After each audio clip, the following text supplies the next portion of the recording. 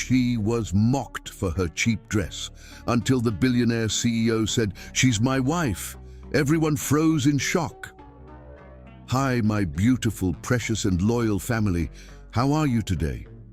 I'm your Mr. Peter, and I love you beyond words. My real family, my heart, my soul. You are my light, my joy, and I hold each of you so close. A beautiful prayer for you.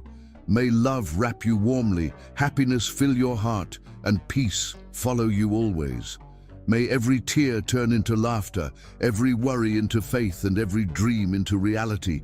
You are deeply loved, forever cherished, and endlessly blessed. Thank you, my precious family, for your overwhelming love and support. Your love lifts me higher every single day. Together we are rising stronger and brighter. Never forget how much your Mr. Peter loves you. Please like, comment, and share, because together we are unstoppable. Let's begin with love, my beautiful family. The kitchen of the Grand Meridian Hotel was a symphony of controlled chaos. Bella Gilmore moved through it with practiced grace, her slender fingers adjusting the garnish on the final appetizer plate with the precision of a surgeon. At 28, Bella had built a reputation as one of the city's most promising up-and-coming chefs, though few knew the steel beneath her gentle demeanor. Steel forged through years in foster care and fighting twice as hard as everyone else in the cutthroat culinary world. 5 minutes until service, she called out, her voice carrying authority despite its melodic quality. Her small catering team responded with focused efficiency. This gala, a charity auction for the city's elite, represented their biggest opportunity. Yet, one successful night could launch Bella's fledgling catering company from obscurity into the realm of serious contenders. She smoothed down the front of her simple black dress, one she'd designed and sewn herself, with clean lines that flattered her curves while maintaining professional elegance. Unlike the waitstaff in their matching uniforms, Bella would present each signature dish herself. She wanted to see the guests' reactions firsthand. "You've got this," she whispered to herself, a ritual before every event. The ballroom glittered, with crystal chandeliers and the sparkle of diamonds adorning the city's wealthiest necks. Bella pushed through the service doors with a tray of her signature appetizers, delicate pastry shells filled with spiced duck confit and topped with a tart cherry reduction. The contrast of flavors was her specialty, the unexpected combinations that lingered on the palate. Something simple for the unsophisticated palate. A woman in a red designer gown arched a perfectly sculpted eyebrow, taking in Bella's appearance before lifting one of the appetizers with manicured fingers. Bella's smile remained professional. "Actually, the flavor profile is quite complex. The spice blend includes 15 different elements that build on each other with each bite." The woman took a delicate nibble, her eyes widening slightly before she masked her reaction. "Interesting," she murmured before turning away. Bella continued through the crowd, presenting her creations and engaging briefly with guests who recognized quality regardless of the presenter's attire. She was describing the ingredients to an elderly gentleman when she felt it, a prickling awareness that raised the fine hairs on her neck. Someone was watching her. She turned slowly, her gaze drawn across the room as if pulled by an invisible thread. Near the large windows overlooking the city lights stood a man who seemed somehow separate from the preening crowd. Tall, with broad shoulders encased in a perfectly tailored charcoal suit, he had skin the color of burnished gold and features that belonged on a classical statue, all sharp angles and perfect proportions. But it was his eyes that caught her. Intense, intelligent and fixed directly on her, with an expression of unexpected interest. For one suspended moment, they stared at each other across the crowded room. Bella felt heat rise to her cheeks, a physical reaction she couldn't control. The connection snapped when a waiter bumped into her, nearly upending her tray. "I'm so sorry, chef," the young server gasped. Bella steadied the tray with practiced hands. No harm done, Marcus. Be a bit more careful, though. We can't afford to waste these. When she looked back, the striking man was gone, swallowed by the crowd of glittering guests. The next 2 hours passed in a blur of service and presentation. Bella's creations were met with appreciative murmurs, and several guests requested her business card. Early signs of the night's success. As the main course wound down, she slipped away to check on dessert preparations. The hotel's service elevator was tucked discreetly in an alcove away from guest areas. Bella pressed the call button, mentally reviewing the dessert presentation. The doors slid open to reveal the same man she'd locked eyes with earlier, now alone in the elevator. Up close, he was even more devastating. His cologne, subtle notes of sandalwood and something uniquely his own, wrapped around her as she hesitated at the threshold. Going down? His voice was deep with a slight rasp that sent an unexpected shiver along her spine. Yes, she managed, stepping into the elevator. Kitchen level.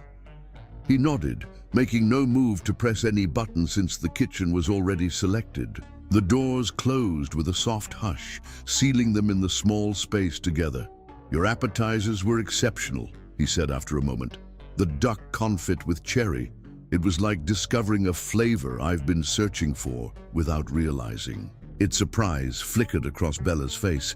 You could taste all that from one bite? A smile played at the corners of his mouth. I pay attention to things that matter.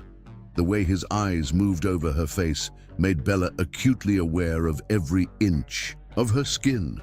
She was accustomed to being invisible to men like him, men whose watches probably cost more than her annual rent. I'm Cam, he said, extending his hand.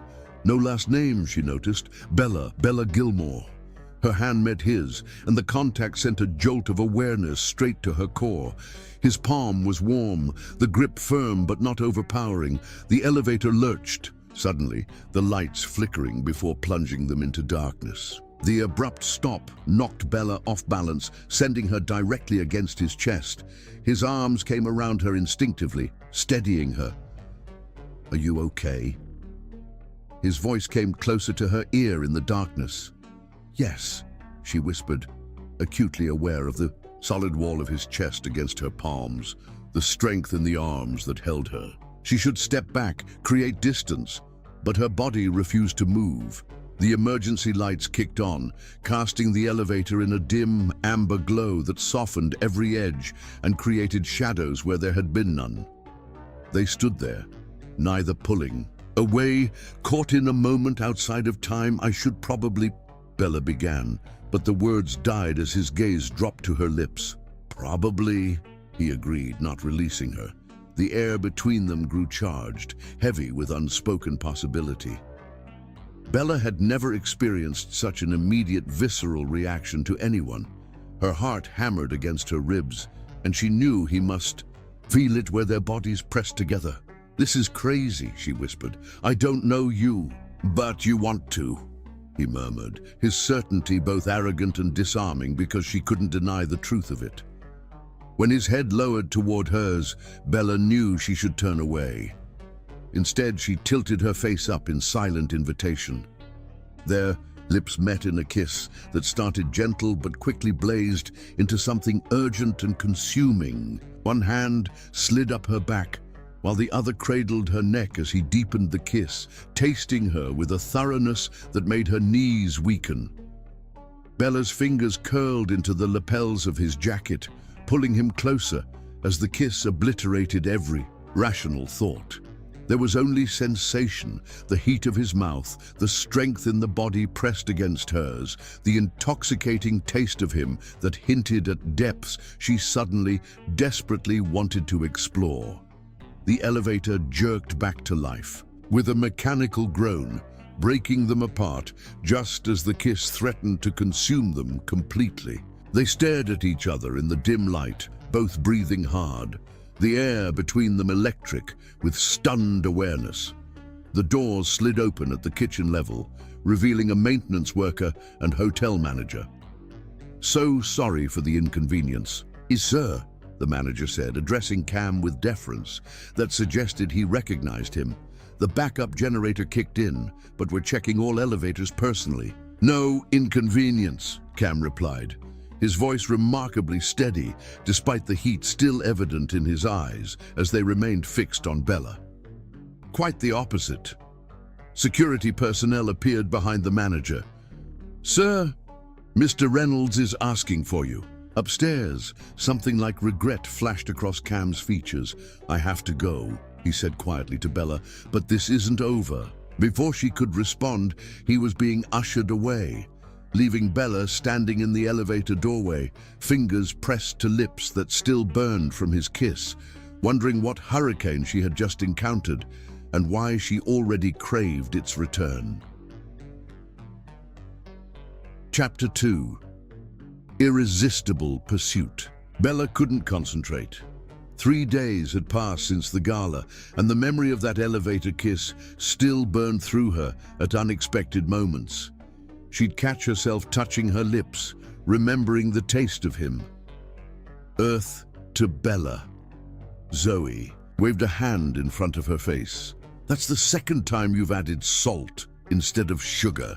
"Who is he? Who's who?"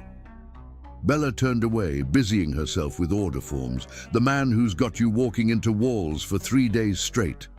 Bella sighed. "It's nothing. Just some guy at the Meridian Gala. We got stuck in an elevator, we kissed, and then he disappeared." "You kissed a stranger in an elevator?" Zoe's eyes widened. "You, the woman who made that investment banker fill out a questionnaire before agreeing to coffee?" The office door swung open, and Maya appeared holding an enormous arrangement of orchids. "Delivery for you, chef," Maya announced. "And before you ask, yes, I checked for a card." Inside was a note with elegant handwriting. "The taste of you lingers longer than any flavor I've ever encountered. Dinner tonight? I'll be waiting at Lumen at 8. Cam heat rushed to Bella's face as Zoe snatched the card. "The taste of you lingers," Zoe read aloud. "Elevator guy has game." "I'm not going," Bella insisted, though her body disagreed. Her phone chimed with a text from an unknown number. "In case flowers aren't enough persuasion, one dinner. What are you afraid of?" "I'm not afraid," she muttered. Later that evening, standing outside Luminae in a deep purple dress, Bella tried to quiet her doubts. She never did this. Meet strange men, no matter how handsome. Growing up in foster care had taught her caution. Building her business had required a focus that left little room for romance. Yet here she was.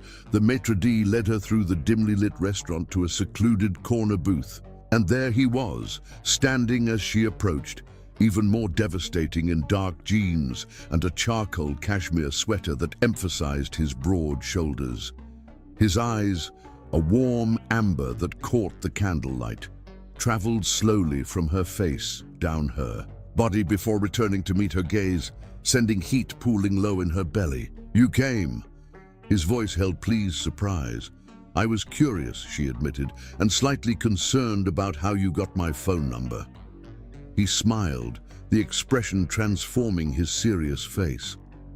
"I asked the event coordinator for the contact information of the catering company for feedback purposes." "That's borderline stalking," Bella said, though she couldn't muster proper indignation.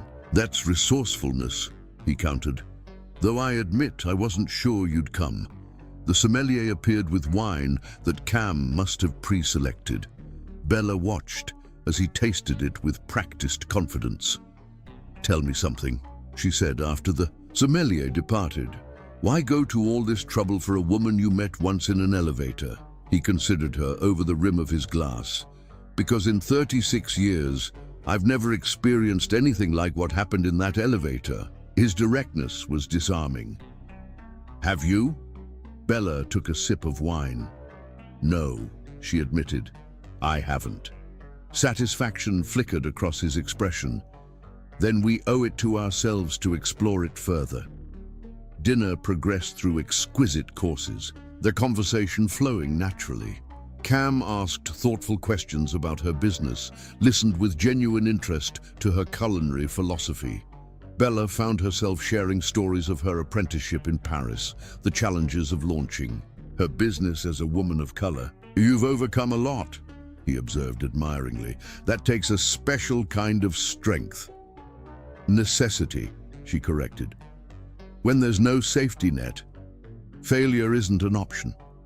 Something flickered in his eyes, recognition perhaps. "I understand that better than you might think." As they left the restaurant, the night air cool against her skin, Bella knew she should call a cab, go home. Instead, she found herself accepting his suggestion of a walk along the nearby waterfront. When his hand brushed hers, the contact sent electricity racing up her arm. The third time it happened, his fingers interlaced with hers, warm and secure. "I don't usually do this," she said quietly. "What? Hold hands?" "Any of it. The elevator, this dinner, walking with a man I barely know at night." He stopped, turning to face her. "Do you feel unsafe with me?" "That's the problem," she admitted. "I feel too safe, too comfortable. It doesn't make sense." He stepped closer, his free hand coming up to trace her jaw. "Some things defy explanation, Bella." When he kissed her, it wasn't the desperate heat of their first encounter, but something deeper, more deliberate. He explored her mouth with thorough attention, as if memorizing her. Bella's hands slid up his chest to curl around his neck, drawing him closer as the kiss deepened. She was breathless when they finally parted. His eyes had darkened with desire, his breathing unsteady as he pressed his forehead against hers.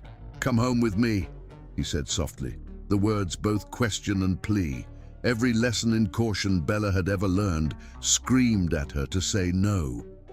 But the chemistry between them had built throughout the evening into something almost unbearable. "Yes," she whispered against his lips, feeling his smile before she saw it.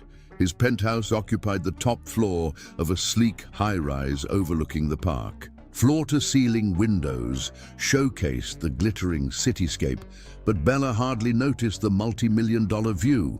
Her attention remained fixed on Cam as he moved with casual confidence, opening wine. "This doesn't match what you told me about yourself," she observed. "Investment analysts don't usually live in penthouses like this." Something guarded flickered across his features. "I've been fortunate in my investments." She turned in his arms. "I'm not, though. Yours. Not like a possession." "Poor choice of words," he acknowledged. "I'm yours, more accurately, have been since that elevator." Their clothes created a trail to his bedroom, her dress pooling at her feet as he knelt to pay homage to each newly revealed inch of skin, his sweater tossed aside as her eager hands explored the sculpted muscles of his chest and shoulders. By the time they reached his bed, they were down to undergarments, their bodies feverish with need. Cam laid her gently on the cool sheets, his gaze traveling the length of her body with such raw appreciation that Bella felt worshipped rather than exposed. "You are so beautiful," he whispered, voice rough with desire as he joined her on the bed. "I've thought of nothing else since that elevator." His hands and mouth explored her with dedicated attention, learning every curve, every sensitive spot. That made her gasp or arch against him. When he finally covered her body with his own, Bella was trembling with need. Their coming together was explosive, intense beyond anything Bella had experienced before. The physical connection awakened something deeper, more profound than mere pleasure. As they moved together, finding a rhythm that built toward release, Bella found herself meeting his gaze, unable to look away from the raw emotion reflected there. Wonder, hunger, and something that frightened her with its intensity. Later, as moonlight spilled across the rumpled sheets, Bella lay in the circle of Cam's arms, her head resting on his chest, listening to the steady beat of his heart. "Stay," he murmured into her hair, his voice rough with satisfied desire. "Stay until morning." The request was weighted with implication. Staying meant this wasn't just a one-night encounter, that whatever this thing between them was, It would. Continue. She should make an excuse, slip away, protect herself. Instead, she pressed a kiss to his chest, directly over his heart. "Okay," she whispered, feeling his arms tighten around her, but as dawn filtered through the windows, doubt crept in. What was she doing? This man, this world, none of it belonged. In her carefully constructed life, she slipped from the bed while Cam slept, quickly gathering her scattered clothing. She paused at the bedside, taking in his sleeping form before scribbling a note on hotel stationery. "I don't do relationships. Last night was incredible, but let's leave it as a perfect memory." She placed it on her pillow and slipped out, closing the door quietly behind her, trying to ignore the hollow feeling in her chest. What she didn't know was that Carmel Wilson was already awake, watching through barely opened eyes as she fled, his jaw tightening with determination. He had found something he hadn't known he was searching for, and he had no intention of letting her disappear from his life, not when he'd only just found her. Chapter 3. Surrender. Bella was elbow deep in preparation for a corporate lunch when Maya appeared in the kitchen doorway, her expression a mixture of amusement and curiosity. "There's a delivery for you." Again, for 5 days straight, something had arrived at Bella's office. First exotic flowers, then a rare culinary book she'd once mentioned during dinner, followed by a handwritten note detailing everything he'd enjoyed about their night together in language that made her blush to her roots. Today's delivery sat on her desk, a wooden crate filled with imported spices, each one rare and expensive. "That man is persistent," Zoe observed, inspecting the salon cinnamon sticks that cost more than most people's weekly grocery budget. Bella tried to maintain her resolve, even as her heartbeat quickened. "He'll give up eventually." Her phone chimed, with a text she knew was from him before she even looked. "Do you think I've forgotten the taste of your skin, the sound you make when you come?" "I haven't. I won't. See you at 7. Heat flooded her body, pooling low in her belly. Before she could formulate a response, another text arrived with her home address, an address she definitely hadn't given him. "Your doorman's name is Luis. He enjoys Cuban cigars and has a weakness for cronuts. In case you were wondering how I got your address." The audacity stole her breath. She typed furiously, "Stalking is illegal in all 50 states. His response came instantly. "Is it stalking when you want to see me as badly as I want to see you?" Bella set the phone down as if it had burned her, because the most infuriating part was that he was right. For 5 days, she'd tried to forget the feel of his hands on her body, the intensity in his eyes as he moved inside her. For 5 nights, she'd woken gasping from dreams where he finished what he'd started in that elevator. When her doorbell rang at exactly 7 p.m., Bella opened it with every intention of sending him away. Instead, she froze at the sight of him in dark jeans and a simple gray t-shirt that showcased the muscular arms she remembered wrapped around her. The casual attire made him look younger, more approachable, yet no less devastating. But it was what he carried that truly disarmed her. Grocery bags. "What is this?" she asked, not stepping aside to let him in. "Dinner." He held up the bags. "You mentioned that before becoming a chef, you wanted to be a pastry specialist focused on chocolate, so I thought we'd make chocolate soufflés." The thoughtfulness of remembering that small detail from their conversation caught her off guard. "I never said you could come over." "You never said I couldn't." His confidence should have annoyed her. Instead, she found herself stepping back to let him in, telling herself it was only curiosity about what else he remembered. Her apartment was modest compared to his penthouse. One bedroom in a converted industrial building with exposed brick and large windows. Her kitchen, however, was a chef's dream, occupying nearly half the open space. Cam moved through it with surprising competence, unpacking ingredients of impeccable quality. "You cook?" Bella couldn't keep the skepticism from her voice as she watched him locate her cutting board without having to ask. I lived alone for many years before I could afford a personal chef. Something vulnerable flickered across his face so quickly, she almost missed it. Some skills you don't forget. Working beside him in the kitchen created an unexpected intimacy. Their hands brushed as they passed utensils. Their bodies moved in unconscious synchronization. When he stood behind her to demonstrate his technique for tempering chocolate, his chest pressed against her back, his breath warm against her neck. "You're doing this on purpose," she accused, her voice unsteady as his hands guided hers through the silky chocolate. "Cooking."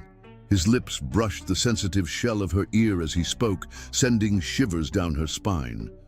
"Or seducing you." Because yes to both. She turned in his arms, intending to create distance. Instead, she found herself captured by the naked desire in his eyes, a hunger that mirrored the ache building within her. Why me? The question had haunted her for days. You could have any woman in the city. His expression turned serious. "I've had relationships based on mutual convenience, social status, even affection, but I've never felt what I felt in that elevator with you." His thumb traced her lower lip. "I've never wanted anyone the way I want you, not just physically, though God knows that's unprecedented too, but all of you. Your fire, your frankness, your refusal to be impressed by the things that usually work." The raw honesty in his voice dismantled her defenses. When his lips met hers, Bella surrendered to what she'd been fighting for days, her arms twining around his neck as the kiss deepened into something desperate and consuming.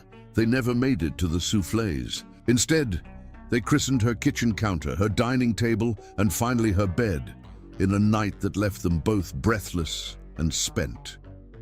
Afterward, as they lay tangled in her sheets, Bella traced the defined musculature of his abdomen, marveling at the contrast of their skin tones in the dim light. "Tell me something real," she murmured. "Something you don't tell everyone." He was quiet so long she thought he might have fallen asleep. When he finally spoke, his voice held none of its usual confidence. "I grew up poor," he said quietly. "Not just struggling middle class, but the kind of poverty where you wear the same clothes until they fall apart, where dinner is whatever's cheapest at the corner store." His fingers played absently with one of her curls. "My mother worked 3 jobs after my father left. She died when I was 16. Bella propped herself up on one elbow, studying his face. "What happened then?" "Foster care." The words hung between them. "Until I aged out at 18. The revelation stunned her. "You were in the system?" "4 homes in 2 years. His jaw tightened. "None of them particularly pleasant." Understanding dawned. "That's why you sensed it in me." He nodded. "Survivors recognize each other." Bella laid her palm over his heart, feeling its steady beat. "What did you mean at dinner about being in investments after aging out?" "I worked construction during the day, took night classes, got a scholarship." His voice held no self-pity, just matter-of-fact recounting. "Got into finance, made some lucky calls, worked harder than anyone else." He didn't mention the billions, the corporate takeovers, the ruthless reputation that had earned him the nickname the Executioner in business circles. In that moment, lying in Bella's bed, he was simply Cam, the boy who had survived, the man who had built himself from nothing. "I've accomplished everything I set out to do," he continued, his voice softening as his fingers traced patterns on her bare shoulder. "Built the empire, secured the fortune, proved everyone wrong." A hollow note entered his voice. "And none of it means anything. None of it fills the emptiness."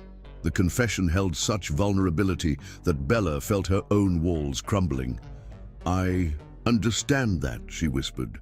"The emptiness." He gently tilted her face up to his. "Not with you," he said softly. "For the first time in my life, I don't feel it when I'm with you." The words terrified and thrilled her in equal measure. Before she could respond, his mouth found hers again, the kiss deep and searching, as if he could imprint himself on her soul. This time, when they came together, it wasn't with the urgent desire of their previous encounters, but with a tenderness that brought tears to Bella's eyes. Dawn found them still entwined, neither willing to break the connection that had formed between them. As sunlight filtered through her blinds, Bella knew she had crossed a line from which there was no return. Whatever this was between them, it had ceased to be casual the moment she let him into her home, into the carefully guarded sanctuary of her life. "I have a meeting I can't miss," he murmured regretfully, pressing a kiss to her forehead. "But I want to see you tonight." Later, after he had gone, Bella stood in her kitchen surrounded by the ingredients for soufflés they never made. Her body pleasantly sore from a night of lovemaking that had transcended the physical. She knew she should be panicking, erecting the barriers that had protected her for so long. Instead, she found herself smiling as she reached for her phone to text him back. "Tonight, my place. We'll actually cook this time." His response made her laugh out loud. No promises. Over the next weeks, they fell into a rhythm that felt both exciting and comfortable. Nights spent exploring each other's bodies and minds, mornings sharing coffee before reluctantly parting for work. Cam never stayed at his penthouse anymore, seemingly content in her modest apartment, his expensive suits now sharing space with her chef whites in her closet. Bella found herself opening up about her own past. The series of foster homes, the high school teacher who recognized her talent and helped her apply for culinary school, the years of working double shifts to save for her business. He listened with an intensity that made her feel truly seen, offering neither pity nor platitudes, just understanding. What he didn't offer was his last name, his business card, or any concrete details about his company. Whenever she probed about his work, he deflected with vague comments about investments and acquisitions. Bella told herself it didn't matter, that what they shared transcended job titles and bank accounts, until the night she accepted the catering job that would change everything. Chapter 4. Betrayal. The call came on a Tuesday afternoon, an urgent request to replace a caterer who had backed out of a high-profile charity gala at the last minute. The client was offering triple Bella's usual rate, with a promise of exposure to the city's elite. It was the kind of opportunity that could elevate her small company to the next level. "You have to take it," Zoe insisted, eyes wide at the mentioned figure. "This could be our break." Bella studied the contract. "Wilson Enterprises' annual charity auction for children's education," she read aloud. "Why does that name sound familiar?" "Because they're only one of the largest investment firms in the country," Zoe said, scrolling through her phone. "Their CEO is some reclusive billionaire genius, hardly ever gives interviews or appears in public." Bella shrugged. The name tickled something in her memory, but she couldn't place it. "Confirm it," she told Zoe. "We'll need to work around the clock, but we can pull it off." She texted Cam that night. "Rain check on dinner tomorrow. Emergency catering job came up." His response was unusually terse. "No problem. Good luck." For 2 days, Bella threw herself into preparations, barely sleeping as she perfected the menu for what would be her company's most prestigious event to date. When Cam called, she let it go to voicemail, too consumed with work to talk. It was the first time they'd gone more than a day without seeing each other since their relationship began. The night of the gala, Bella arrived early to the gleaming downtown skyscraper that housed Wilson Enterprises. The event was being held in the company's private reception hall, a stunning space with soaring ceilings and views that made even Bella, a native New Yorker, pause in appreciation. "You must be the chef," a polished woman with a clipboard approached. "I'm Diane, the event coordinator. The kitchen is this way." As they walked, Diane efficiently briefed her on the evening's schedule. Mr. Wilson is very particular about his events. Everything must be perfect. It will be, Bella assured her, though privately, she wondered what kind of man inspired such nervousness in his staff. The kitchen was a wonderland of state-of-the-art equipment. Bella's team worked with practiced efficiency, preparing for service, while she supervised every detail. She had chosen to wear one of her own designs for the event, a simple black dress with subtle structural elements that flattered her curves while remaining professional. A twisted rope of pearls, her mother's, the only thing she had left of her, adorned her neck. With 30 minutes until service, Bella slipped out to survey the reception hall, now filled with guests in formal wear that probably cost more than her monthly rent. She was studying the flow of the room when she heard them, a cluster of women. Near the bar, their voices carrying just enough for her to hear. "Is that the caterer?" One of them, a blonde in a designer red gown, stared openly at Bella. "What is she wearing?" "Some off-the-rack thing, I suppose," another replied with a dismissive wave. "You can't expect everyone to have taste." "Or money," added a third, triggering tittering laughter. Bella felt the familiar burn of humiliation and anger. She had faced this her entire life, judgment based on appearance, assumptions about her worth tied to the price tag of her clothing. Usually, she let it roll off her, but tonight, with the pressure of the event and her exhaustion, the words stung more than they should. She retreated to a service corridor, needing a moment to compose herself before facing her team. Leaning against the wall, she closed her eyes and took a deep breath.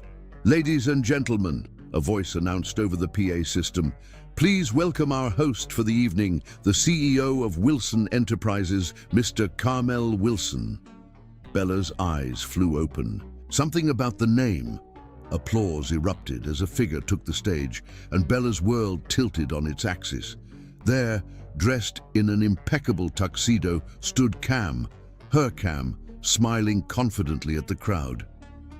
"Thank you all for coming tonight," he was saying, his familiar voice now carrying the unmistakable authority of someone accustomed to command.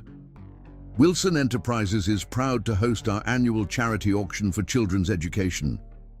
Bella couldn't breathe. Cam wasn't just some investment analyst.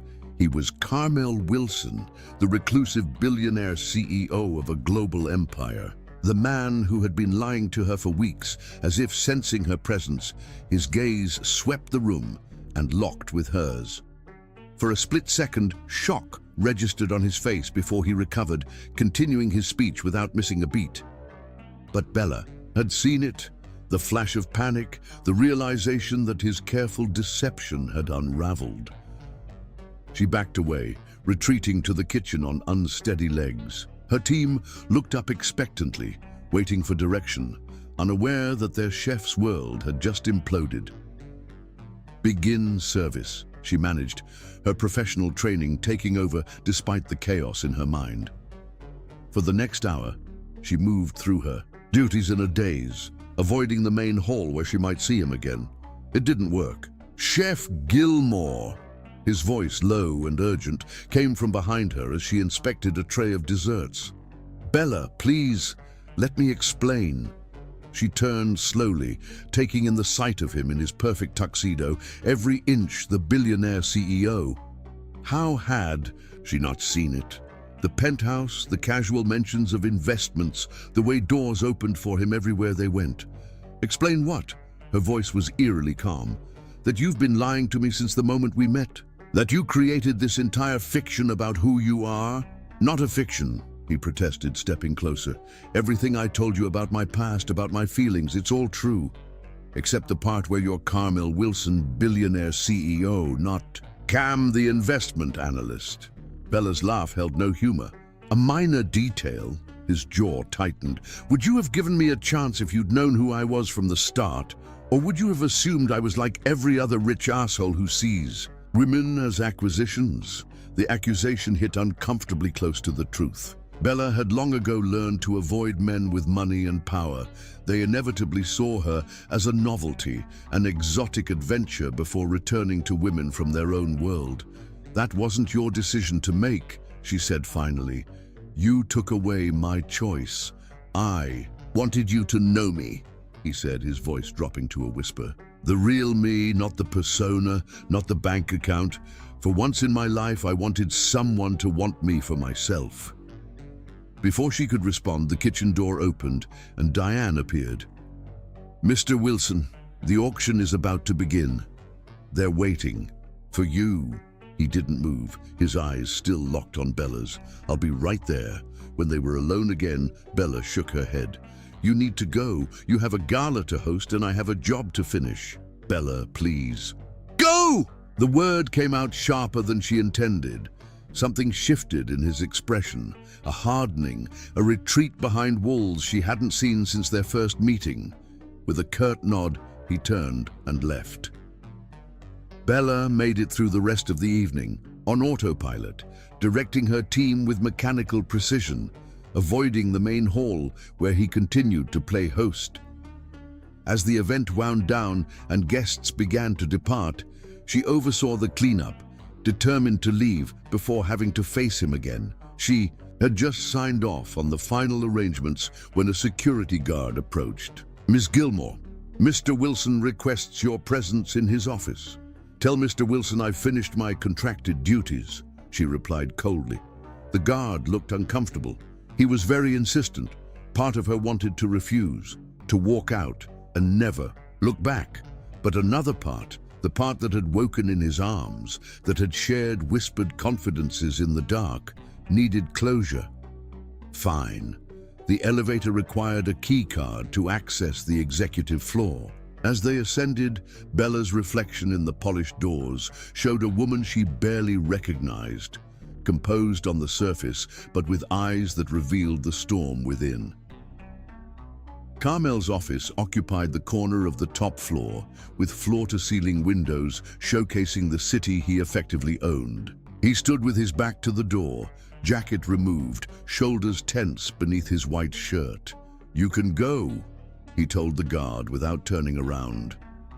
When the door closed, leaving them alone, the silence stretched between them like a living thing. "Your team did an excellent job tonight," he said finally, still facing the window. "I've authorized a bonus for all of them." "I don't want your money." He turned then, and the raw emotion on his face nearly undid her resolve. "What do you want, Bella?" "The truth. All of it. No more convenient omissions." He gestured to a seating area, but she remained standing, unwilling to prolong this any more than necessary. With a sigh, he leaned against his desk. "My name is Carmel Wilson. I'm the CEO and majority owner of Wilson Enterprises." The words came out flat, rehearsed. "Everything else I told you was true. My mother died when I was 16. I was in foster care. I worked construction and took night classes. And then? And then I got a break with a small investment firm, worked my way up, made some key investments that paid off, started my own company, built it into what it is today." His jaw tightened. "But none of that matters because all anyone sees is the money, the power. No one sees me." "I saw you," Bella whispered, hating the tears that threatened. "And you repaid me with lies. I never meant for it to go this far." He pushed away from the desk, closing the distance between them. "That first night in the elevator, I was just Cam. Not the CEO, not the billionaire, just a man captivated by an extraordinary woman."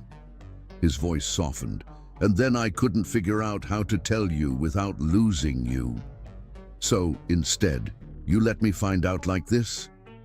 She gestured around the opulent office. "Do you have any idea how humiliating that was? To realize everyone in that room probably knew who you were, except me." "I was going to tell you," he insisted. "Tonight, actually. That's why I was distant when you said you were working. I knew which event you were catering." Bella laughed bitterly. "How convenient that you found your courage, just as I was about to discover the truth anyway." His expression hardened. "You're right, I was a coward. I should have told you from the start." He ran a hand through his hair, disheveling the perfect CEO image. "But can you honestly say you would have given me a chance if you'd known?" The question hung between them, uncomfortably accurate. "That's not the point," she said finally. "The point is, you took away my choice. You made me fall for a lie." "Not a lie," he said fiercely, stepping closer. "I am the same man who held you through the night. The same man who told you things I've never told another soul." His voice dropped. "The same man who has been falling in love with you since the moment you looked at me in that elevator." The word sent a shock through her system. Neither of them had used that word before. "Love." "Don't," she whispered, backing away. "Don't say things you don't mean." In 2 strides, he was before her, his hands grasping her upper arms. "I have never meant anything more in my life. I love you, Bella. Not because you're beautiful, though God knows you are. Not because you're talented or strong or any of the million things that make you extraordinary. I love you because when I'm with you, I'm not Carmel Wilson, billionaire CEO. I'm just a man who's finally found where he belongs." The raw emotion in his voice shook her resolve. When his mouth descended on hers, she should have pulled away. Instead, she found herself responding with all the confusion and hurt and desire that warred within her. The kiss deepened into something desperate and consuming, his hands tangling in her hair as hers clutched at his shirt. With a groan, he lifted her, setting her on the edge of his desk, papers scattering to the floor as he moved between her legs. Bella knew she should stop this, that sex would only complicate an already impossible situation. But as his lips traced the sensitive skin of her neck, his hands sliding beneath her dress, rational thought fled. Their lovemaking was different this time, fierce, almost angry, each touch a statement, each kiss a question neither could answer. When release finally came, it left Bella trembling in his arms, tears she couldn't suppress sliding down her cheeks. Carmel held her close, his breath ragged against her hair.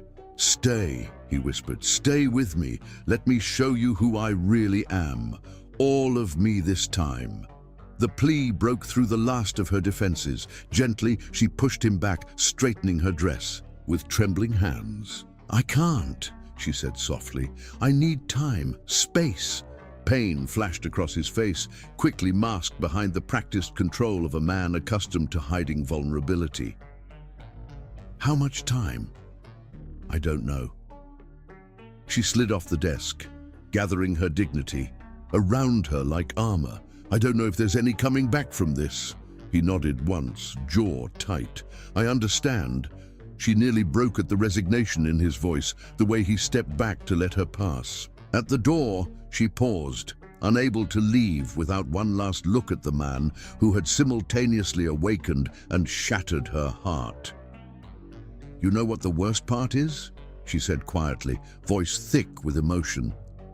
"I would have fallen for you anyway, the real you, if you had just given me the chance." Before he could respond, she slipped out, closing the door firmly behind her.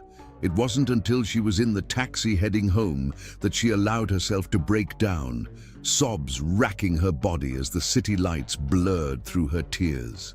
In his office, Carmel Wilson stood motionless, staring at the door through which Bella had disappeared. Then, with a roar of frustration, he swept everything from his desk, watching as pens and papers and awards clattered to the floor. He had finally found the one thing his billions couldn't buy, and lost it because of his own fear. Chapter 5. Fighting Fate. For a week, Bella managed to avoid all contact with Carmel. She blocked his number, returned the extravagant flower arrangements that appeared at her door, and instructed her doorman to refuse his entry. The payment for the Wilson Gala arrived. Triple the agreed amount, which she promptly donated to a foster youth culinary program, refusing to profit from what felt like emotional deception. "You're punishing yourself more than him," Zoe observed, watching Bella mechanically prep ingredients. Dark circles shadowed her eyes, evidence of sleepless nights spent replaying every moment with Carmel. "I'm not punishing anyone," Bella insisted.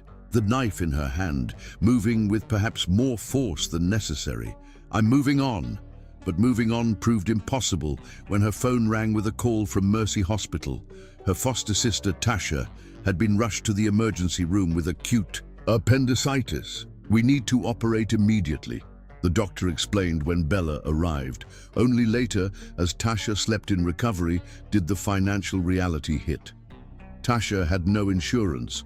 Her job at the daycare center didn't provide benefits.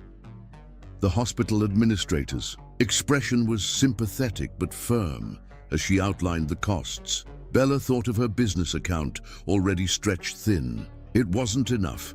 Back at her office, she scrolled through pending job offers, looking for anything that might generate quick cash.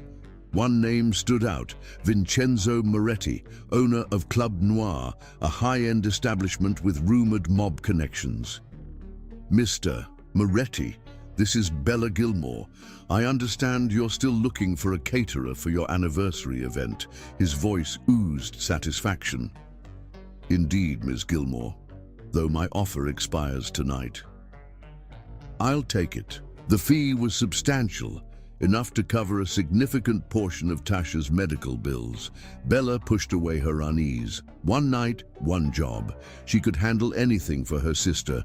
Club Noir occupied a former warehouse in a questionable part of town. As Bella's team unloaded supplies, she noted the sleek cars arriving, the silent men in dark suits who seemed more like security than guests. "You didn't tell me this was a mob thing," Maya whispered, eyes wide. "It's just catering," Bella assured, though she wasn't convinced. Vincenzo Moretti, a stocky man with slicked-back silver hair, greeted Bella with two familiar hands on her shoulders. "The chef arrives," he announced. "Beautiful and talented, perfect." The evening progressed smoothly until Bella heard a commotion near the entrance. "You can't go in there," Moretti's voice raised in alarm. "Watch me." Bella froze, recognizing that voice instantly. Carmel stalked into the main room, his tall frame imposing in a perfectly tailored suit. His expression, when he spotted her, cycled rapidly from relief to anger. "What are you doing here?" Bella hissed, aware of the attention they were attracting. "Saving you from making a terrible mistake." He grasped her elbow. "Do you have any idea who these people are?" Before she could respond, Moretti appeared, flanked by two bulky men whose jackets couldn't quite conceal their weapons. "Mr. Wilson." Moretti's smile didn't reach his eyes. "What an unexpected pleasure." "Moretti." Carmel's tone was ice. "I didn't realize you'd expanded into the restaurant business. Just a private celebration." Moretti's gaze shifted between them. "You know our chef?" "She's with me," Carmel stated, his hand possessively at the small of Bella's back. "A contract with a man who launders money through this club and traffics women through the back rooms," Carmel murmured, barely audible. "Trust me, just this once." The certainty in his voice made her hesitate. Something in Moretti's demeanor had shifted, his earlier oily charm replaced with something menacing. A thin man with cold eyes approached. "Problem, Vincenzo?" "No problem, Mr. Petrov." Moretti's smile was strained. "Just a minor business disagreement." Petrov studied Carmel with narrowed eyes. "Wilson, the businessman who plays hero." His gaze shifted to Bella. "And his woman, yes?" "We were just leaving," Carmel said smoothly. "No." Petrov's smile was chilling. "You stay. We drink. Celebrate." It wasn't a request. Bella felt Carmel's hand tighten on her waist. "Of course," he agreed, though his body had tensed. "Though, Ms. Gilmore needs to check on the kitchen first." In the kitchen, Bella instructed her team to pack up and leave immediately. She needed to retrieve her phone from Moretti's office. The hallway was deserted as she slipped inside, grabbing her coat. As she turned to leave, Moretti's computer caught her eye, a spreadsheet listing names, dates, and astronomical figures. Without thinking, she snapped a photo. "Curious, aren't we?" Moretti stood in the doorway, expression twisted with anger. Carmel Wilson's whore, spying for him. I'm not his... The words died as Moretti slapped her, the force snapping her head. To the side. Search her, he ordered the guard behind him. Rough hands grabbed her arms. Bella fought, driving her knee upward into the guard's groin. He doubled over with a howl. Moretti lunged for her, but Bella ducked under his arm and bolted for the door. She raced down the hallway, hearing shouts behind her. The main room was chaos, glasses shattered, women screaming. In the center stood Carmel, blood streaming from a cut above his eye, fists raised against two of Moretti's men. Their eyes met across the room, a moment of connection that froze time. Then Petrov's voice cut through the din. Enough. The European motioned, and his men drew weapons. This disappoints me, Vincenzo. Moretti appeared behind Bella, gripping her arm painfully. This bitch was spying, taking photos. Petrov's cold eyes assessed her. Delete them, Bella swallowed. And then you'll let us go? A thin smile. Perhaps. She knew it was a lie. Across the room, Carmel gave an imperceptible shake of his head.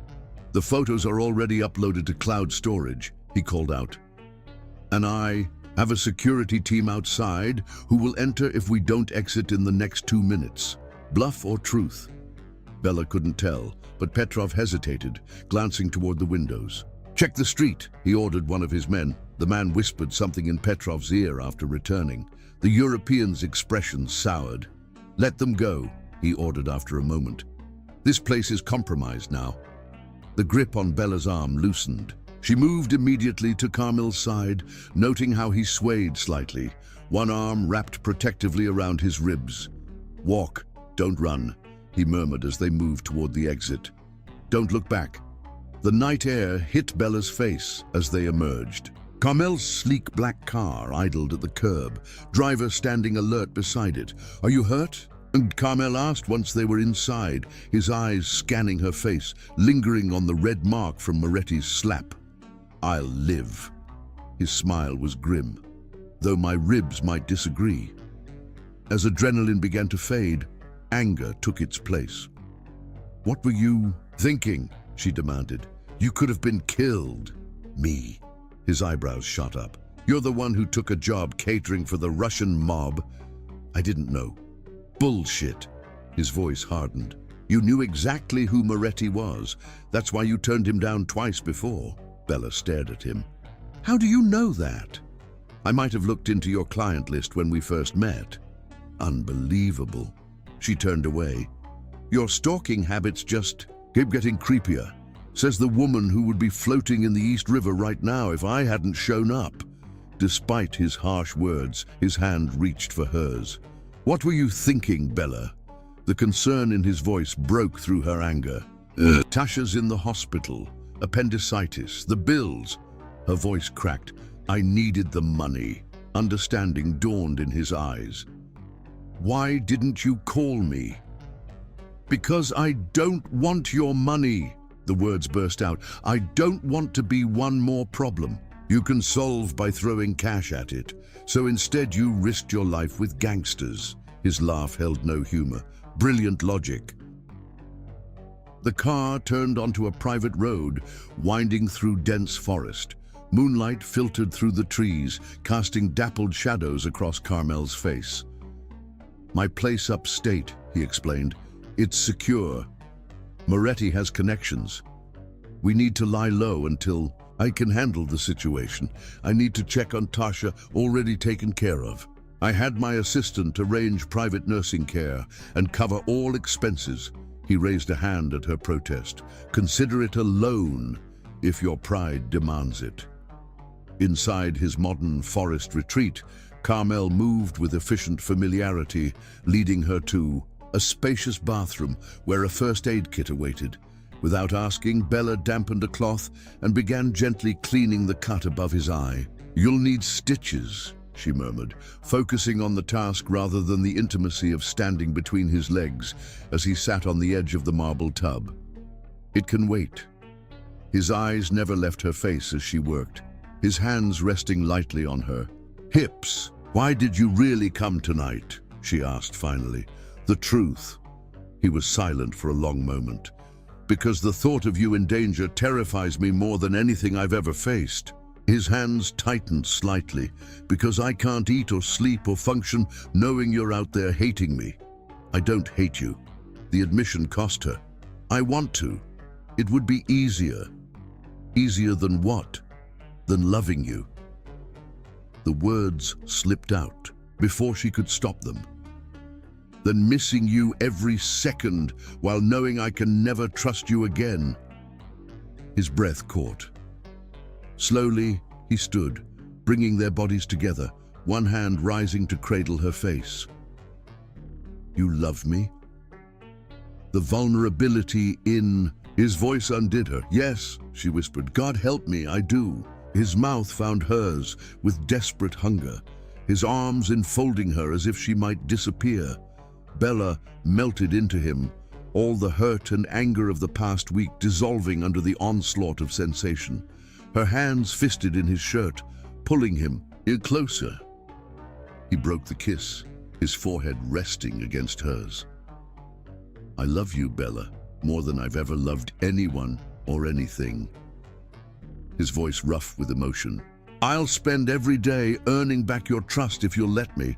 "I'm still angry," she warned, even as her fingers traced his jaw. "This doesn't fix everything." "I know." He pressed a kiss to her palm. "But it's a start." Later, in his massive bed, their bodies moved together with the desperate intensity of lovers who had faced loss and found each other again. Every touch was both plea and promise. Every kiss, a reaffirmation. When release finally came, Bella cried out his name, his real name, for the first time. After, as they lay tangled together in the moonlight, Carmel traced intricate patterns on her bare skin with gentle fingertips. "Marry me," he murmured against her hair, voice husky with emotion. Bella went completely still in his arms. "What?" He shifted, propping himself on one elbow to look down at her, his expression utterly serious. "Marry me," he repeated, more certain now. "Be my wife, my partner, my everything." "We haven't even resolved our issues," she protested, though her heart raced. "You lied about your identity for weeks, and I'll spend a lifetime making that up to you," he promised, his eyes never leaving hers. "But tonight made one thing crystal clear. I can't lose you again. Life is too short, too unpredictable." His hand cupped her cheek with infinite tenderness. "I've built an empire, acquired more wealth than I could spend in 10 lifetimes. None of it means anything without you." Bella searched his face, finding nothing but sincerity. "This is crazy," she whispered. "Is it?" His thumb traced her lower lip. "Or is it the sanest decision either of us will ever make?" The question hung between them. Bella thought of all the reasons to say no, then thought of a life without him. "Yes," she said finally, the word a release and a beginning. "Yes, I'll marry you." His smile was blinding as he gathered her close. Their kiss sealed the promise, tender at first, then deepening into something more urgent as passion reignited between them. Neither of them could know that their greatest challenge still awaited, one that would test their newfound commitment in ways they couldn't imagine. Chapter 6. Surrender. Bella woke to sunlight streaming through unfamiliar windows and the seductive aroma of freshly brewed coffee wafting from somewhere nearby. For a moment, disorientation clouded her mind until memories of the previous night flooded back. The chaos at Club Noir, their narrow escape, Carmel's heartfelt proposal, and her acceptance that had changed everything. She stretched languidly, a pleasant soreness in her muscles testifying to the passionate hours they'd spent celebrating their engagement. The space beside her in the massive bed was empty but still warm. Wrapping the silken sheet around her naked body, she padded barefoot through the house, following the coffee scent like a beacon. She found Carmel on the terrace, shirtless in low slung, pajama bottoms that revealed the sculpted planes of his abdomen. His back was to her as he spoke quietly but intensely into his phone, muscled shoulders tense with focus. Early morning sun gilded his bronze skin, highlighting both his powerful physique and, more concerningly, the dark bruises blooming along his ribs, vivid evidence of the fight at Moretti's club. "I don't care what it costs," he was saying, his voice carrying the unmistakable authority of a man accustomed to being obeyed without question. "I want every piece of evidence against Moretti and Petrov in the DA's hands by noon, and make sure those hospital bills are taken care of, anonymously." He turned, sensing her presence, and his expression transformed instantly from calculating CEO to devoted lover. "I'll call you back," he told the person on the other end, before ending the call, his eyes softening as they took in the sight of her. "Good morning," he said, crossing to her and pressing a gentle kiss to her lips. "Sleep well?" "Better than I have in days," she admitted, accepting the coffee mug he offered. She gestured toward his bruised torso. "Those look painful." "Worth it." His smile held no regret. "I'd take worse to keep you safe." The casual declaration of devotion still felt foreign to Bella, who had spent a lifetime learning not to depend on anyone. She moved to the terrace railing, looking out over the forest surrounding the property. "Is this real?" she asked quietly, not turning to face him. This place last night. Sometimes it feels like I'm living someone else's life." Warm hands settled on her shoulders, his chest a solid presence against her back. "It's real," he murmured, pressing a kiss to the sensitive spot below her ear. "Though I understand the disbelief. I wake up every morning amazed that you're mine." She turned in his arms. "I'm not, though. Yours. Not like a possession." Poor choice of words, he acknowledged. "I'm yours, more accurately. Have been since." That elevator, the reminder of their beginning, softened her expression. "Speaking of possessions, we should talk about a prenuptial agreement." Carmel raised an eyebrow. "Protecting your vast culinary empire from my gold-digging ways?" Despite herself, Bella laughed. "I'm serious. You have billions to protect." "From you?" He shook his head. "The woman who donated her payment from my gala rather than deposit it." Her surprise must have shown on her face because he smiled wryly. "Yes, I know about that. I know many things about you, Bella Gilmore." His expression turned serious. "But if it makes you more comfortable, we can have whatever legal documents you want drawn up." "It's the sensible thing to do," she insisted. "When has anything about us been sensible?" His hands slid down to her waist, tugging her closer. "We met in an elevator, had mind-blowing sex on our first date, and got engaged after a brawl with the Russian mob. Sensible left the building a long time ago." His logic was infuriatingly accurate. Standing there in the morning sunlight, wrapped only in a sheet while the billionaire CEO of a global empire looked at her as if she were the only woman in the world, Bella had to admit that sensible didn't apply to their relationship. "Fine," she conceded, "but I want to maintain my business, my independence." "I wouldn't have it any other way." His smile was genuine. "Your drive, your talent, they're part of who you are. I'd never ask you to give that up." The simple understanding in his voice melted another layer of her defenses. This man, with all his power, his wealth, his commanding presence, respected her autonomy in ways previous partners never had. "When do we go back to the city?" she asked, changing the subject before emotion overwhelmed her. "Tomorrow, perhaps, once I'm certain Moretti and Petrov are no longer issues." His jaw tightened momentarily. "They made a critical error threatening you." "What did you do?" Concern crept into her voice. "Nothing violent," he assured her, recognizing her worry. "Just provided certain financial records to the appropriate authorities. Records that were conveniently on your phone after your impromptu photography session in Moretti's office." Bella's eyes widened. "You went through my phone?"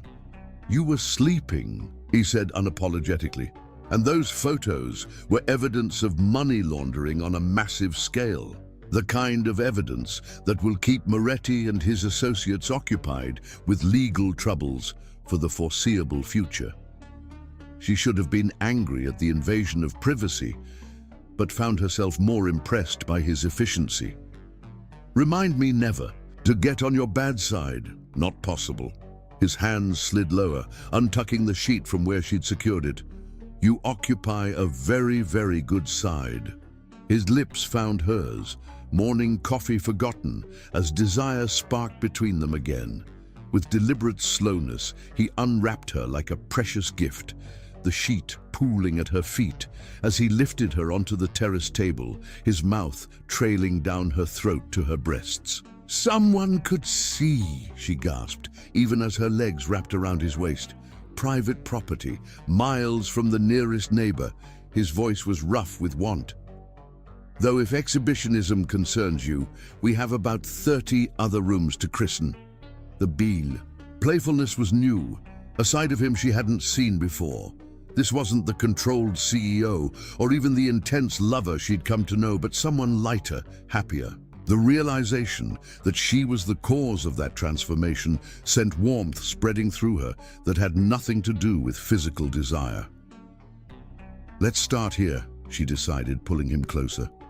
Then work our way through the house. His laugh was swallowed by her kiss as she surrendered to the joy of the moment, to the man who had fought his way into her heart despite every barrier she directed.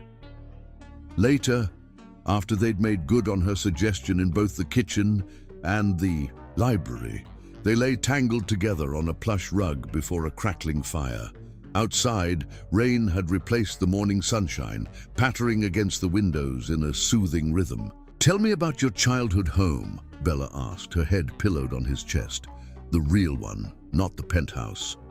Carmel was quiet for a long moment, his fingers tracing idle patterns on her bare shoulder. Small, he said finally. 2 bedrooms, in East Harlem.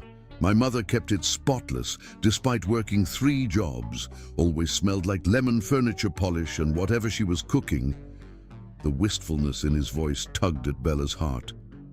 What happened to it after she died, landlord? Evicted me when the rent came due, he said matter-of-factly. I was 16, had no legal right to the lease. Child services came, and that was that. Bella tightened her arm around his waist, imagining the scared teenager behind the powerful man. Where is it now? I own the building. His tone was carefully neutral. Bought it 10 years ago when I made my first million. Renovated it, kept the rents affordable for the families living there. The revelation touched her deeply. For all his billions, all his glamorous properties around the world, he had made a point of reclaiming that piece of his past. Will you take me there someday? She asked softly. He lifted his head to look at her, surprise evident in his expression. You want to see it? I want to see all of you, she said simply. Not just the billionaire CEO or the passionate lover, but the boy who grew up in East Harlem, the person you were before the world knew your name. Something vulnerable flickered in his eyes. Yes, he said finally, I'll take you there. Later that afternoon, the rain still falling steadily, Carmel led Bella through the house to a room they hadn't yet explored. A key from his pocket unlocked heavy wooden doors, revealing what appeared to be a childhood sanctuary preserved in time. My treehouse, he explained, gesturing to the rustic structure built into an enormous oak tree, visible through floor-to-ceiling windows. Or rather, the indoor access to it. I built it when I first bought this property. Childish, perhaps. The space was anything but childish. The treehouse, accessible from both the room they stood in and an exterior ladder, was a marvel of engineering and craftsmanship. A multi-level structure with comfortable seating, bookshelves, and windows strategically placed to maximize the forest view. You built this yourself? Bella asked, stepping closer to the glass. With my hands, yes. Pride colored his voice. One of the few things I still do without delegating. The construction skills from my early jobs never left me. show.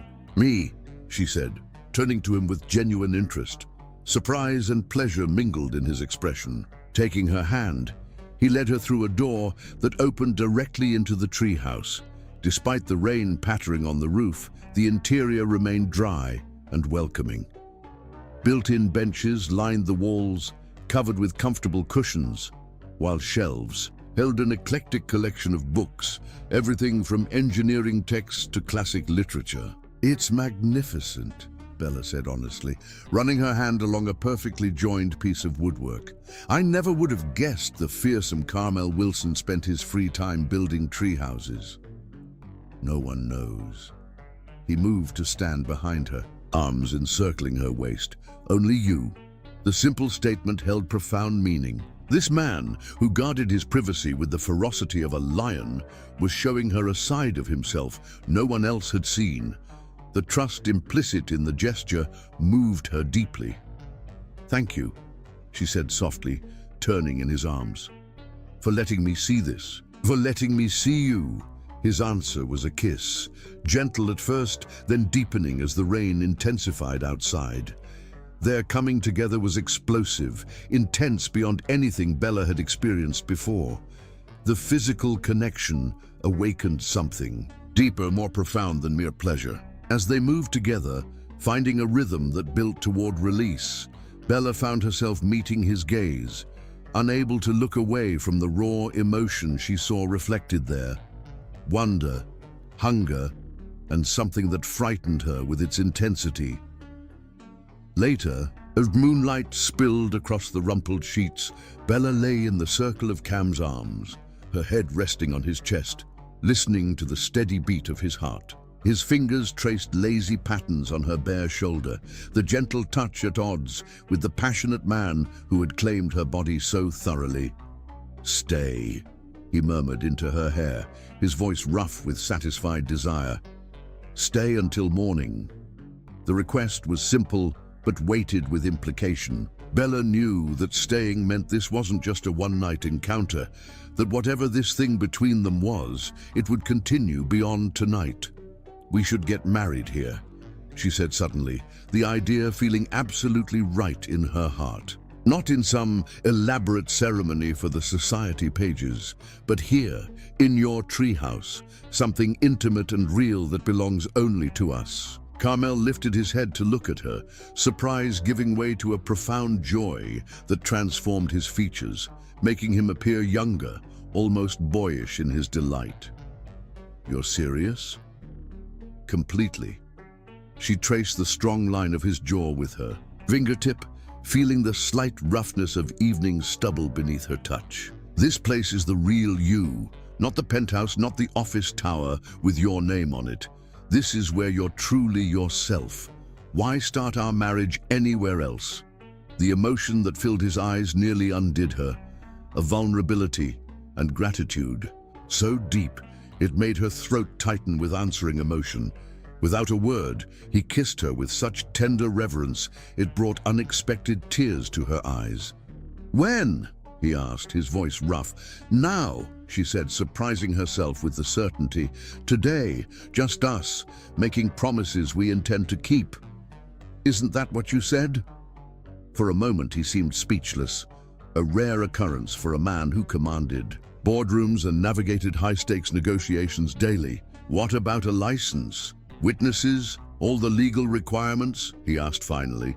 Bella smiled. "You're Carmel Wilson. Are you telling me you can't make those details happen?" His answering laugh held genuine delight. "You're right." He reached for his phone, abandoned earlier with their clothes. "Give me an hour." True to his word, as twilight fell and the rain gradually subsided, everything was prepared. A local judge had been arranged, paperwork expedited through channels Bella chose not to question. Carmel had even managed to have a simple white dress delivered, a sheath of fine silk that draped her curves perfectly. "Something borrowed," he said, presenting her with a delicate necklace of pearls that had belonged to his mother. "I've kept it all these years. She would have loved you." Bella blinked back tears as he fastened it around her neck, the weight of its significance not lost on her. This man, who had lost everyone he loved, was entrusting her with not just his future but the precious fragments of his past. The treehouse had been transformed with dozens of candles and simple arrangements of white flowers. The judge, a dignified older woman who had known Carmel since his early days in New York, smiled warmly as they stood before her, hands clasped tightly. "I've officiated hundreds of weddings," she commented, "but never one quite like this." The ceremony was brief but meaningful. Traditional vows, spoken with voices that occasionally trembled with emotion. When Carmel slid a ring onto Bella's finger, a simple band of platinum rather than the ostentatious diamond she might have expected, she felt its weight as a promise rather than a possession. "By the power vested in me by the state of New York," the judge concluded with genuine warmth, "I pronounce you husband and wife." Their kiss sealed the vows, beginning with tender reverence before deepening into passionate certainty, embodying perfectly the journey that had brought them to this moment. As the judge discreetly departed, leaving them alone in the candlelit tree house, Bella looked up at her husband with wonder. "Mrs. Wilson," Carmel murmured, his eyes reflecting the dancing candlelight and something infinitely more valuable, a depth of love she had never dared dream possible. "Mr. Gilmore Wilson," she corrected with a playful yet meaningful smile, earning a laugh that rumbled from deep in his chest and warmed her to her core. That night, they made love as husband and wife for the first time. Their connection deepened by the promises they had exchanged. Every touch, every kiss carried new meaning, the certainty of belonging, of having found in each other the home neither had truly known before. What they couldn't know, as they lay sated in each other's arms, was that their greatest challenge still awaited them. The sanctuary they had created would soon be tested in ways neither could imagine. Chapter 7. The Gala. 3 weeks into their marriage, Bella and Carmel had settled into a rhythm that balanced intimacy with independence. Rather than moving into his penthouse, they split their time between her apartment and his various properties, maintaining the sanctuary of separate spaces while building a life together. The business world remained oblivious to their union, a deliberate choice. Bella insisted on establishing her catering company's reputation without the Wilson name attached to it, while Carmel respected her need for professional autonomy. "You need to attend the Wilson Foundation Gala," Carmel said one morning, as Bella prepared breakfast in her apartment kitchen. "As my date?" Bella paused, spatula in hand. "Your date? Not your wife?" "I thought we agreed to keep our marriage private for now." He leaned against the counter, watching her with undisguised appreciation. "Until your business is more established." She placed a plate of perfectly prepared eggs Benedict before him. "And you're okay with that? Introducing me as, what? Your girlfriend? I'm okay with whatever makes you comfortable." His hand caught hers, thumb brushing over the simple platinum band she wore on a chain beneath her clothes when working. "Though I'd prefer to announce to the world that you're mine." The possessive edge in his voice sent heat coursing through her. 3 weeks of marriage hadn't diminished their physical connection. If anything, it had intensified, security creating space for exploration that left them both constantly craving more. "The press will have a field day," she warned. "Black chef from Brooklyn marries billionaire in secret ceremony. Let them." His eyes darkened as he pulled her between his legs. "I'm not ashamed of who we are." His kiss tasted of coffee and desire, breakfast forgotten as his hands slid beneath her robe. When they finally came up for air, Bella's decision was made. "Fine, I'll go to your gala." She nipped lightly at his lower lip. "But I'm wearing my own dress, one I designed." "Deal." His smile was triumphant. "Though I can't promise to behave if you look too tempting." "When have you ever behaved?" She laughed, slipping from his grasp. "Now eat your breakfast before it gets cold. Some of us have work to do." The night of the gala arrived with surprising Swiftness. Bella stood before the mirror in Carmel's penthouse, assessing her reflection critically. The dress she'd designed was a deep crimson silk that flowed over her curves like liquid. The cut simple but elegant, with a plunging back that revealed the smooth expanse of her dark skin. No designer label, no $1,000 price tag, just clean lines and expert construction that reflected her own aesthetic. Her only jewelry was a pair of simple pearl earrings that had belonged to Carmel's mother, a gesture that meant more than any diamond could have.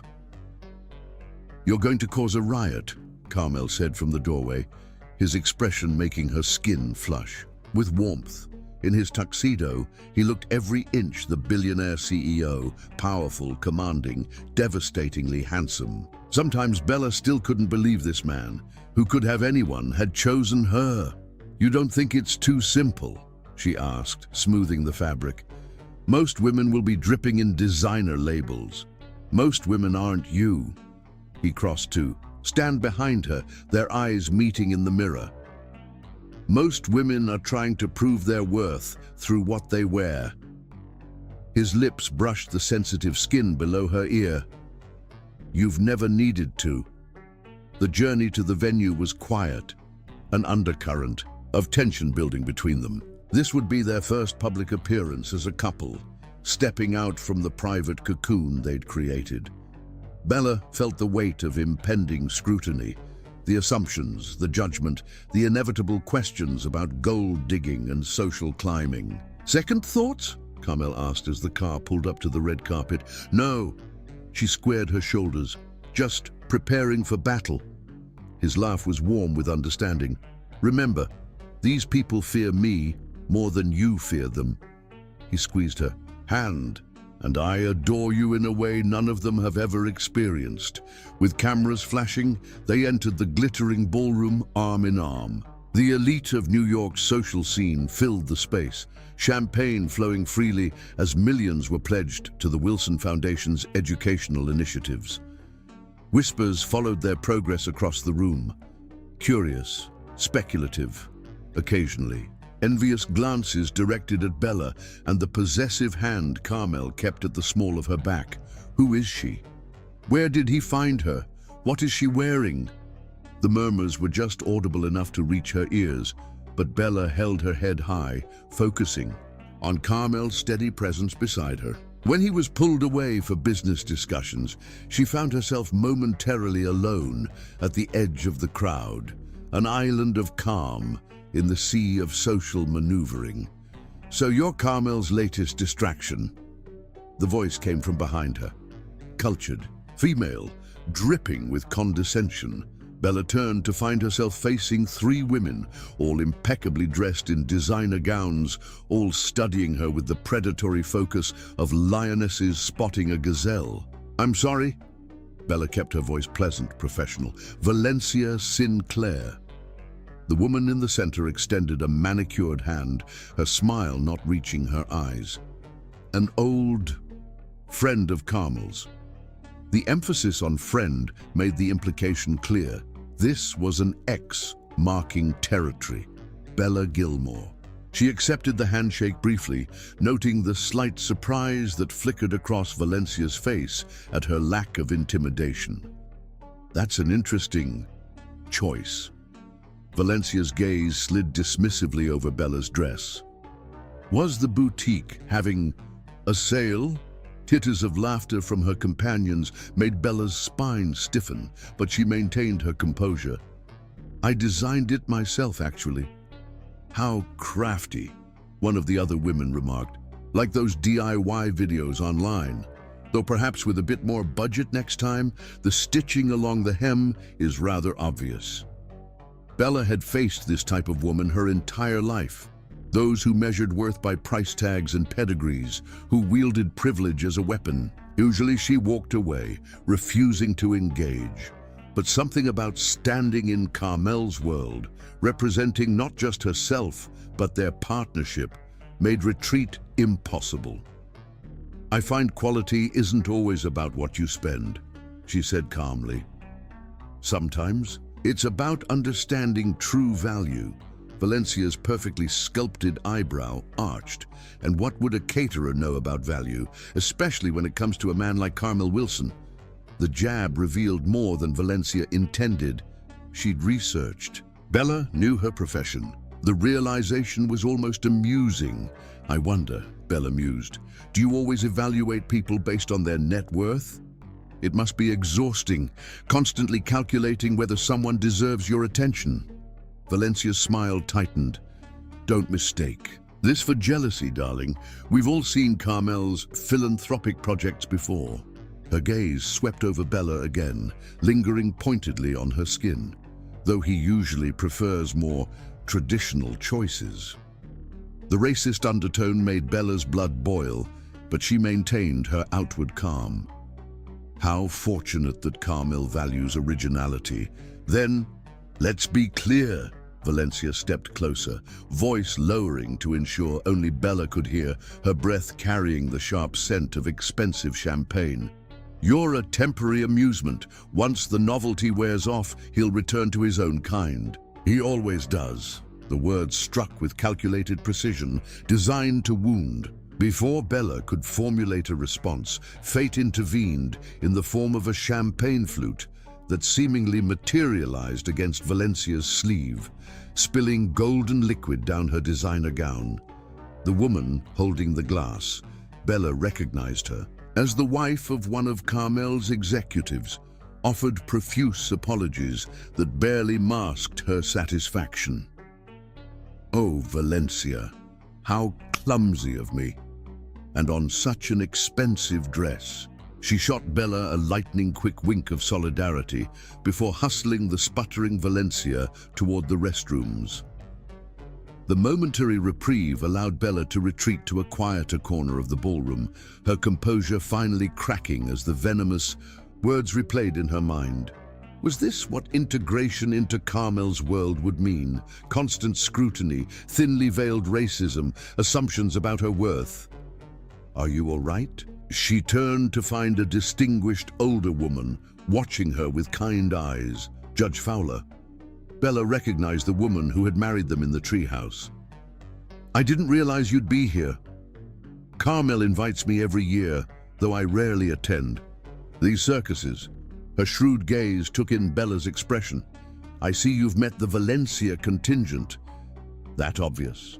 They leave a particular kind of devastation in their wake. The judge's smile was knowing. Don't let them fool you. Most of these people are terrified of Carmel and by extension anyone he values.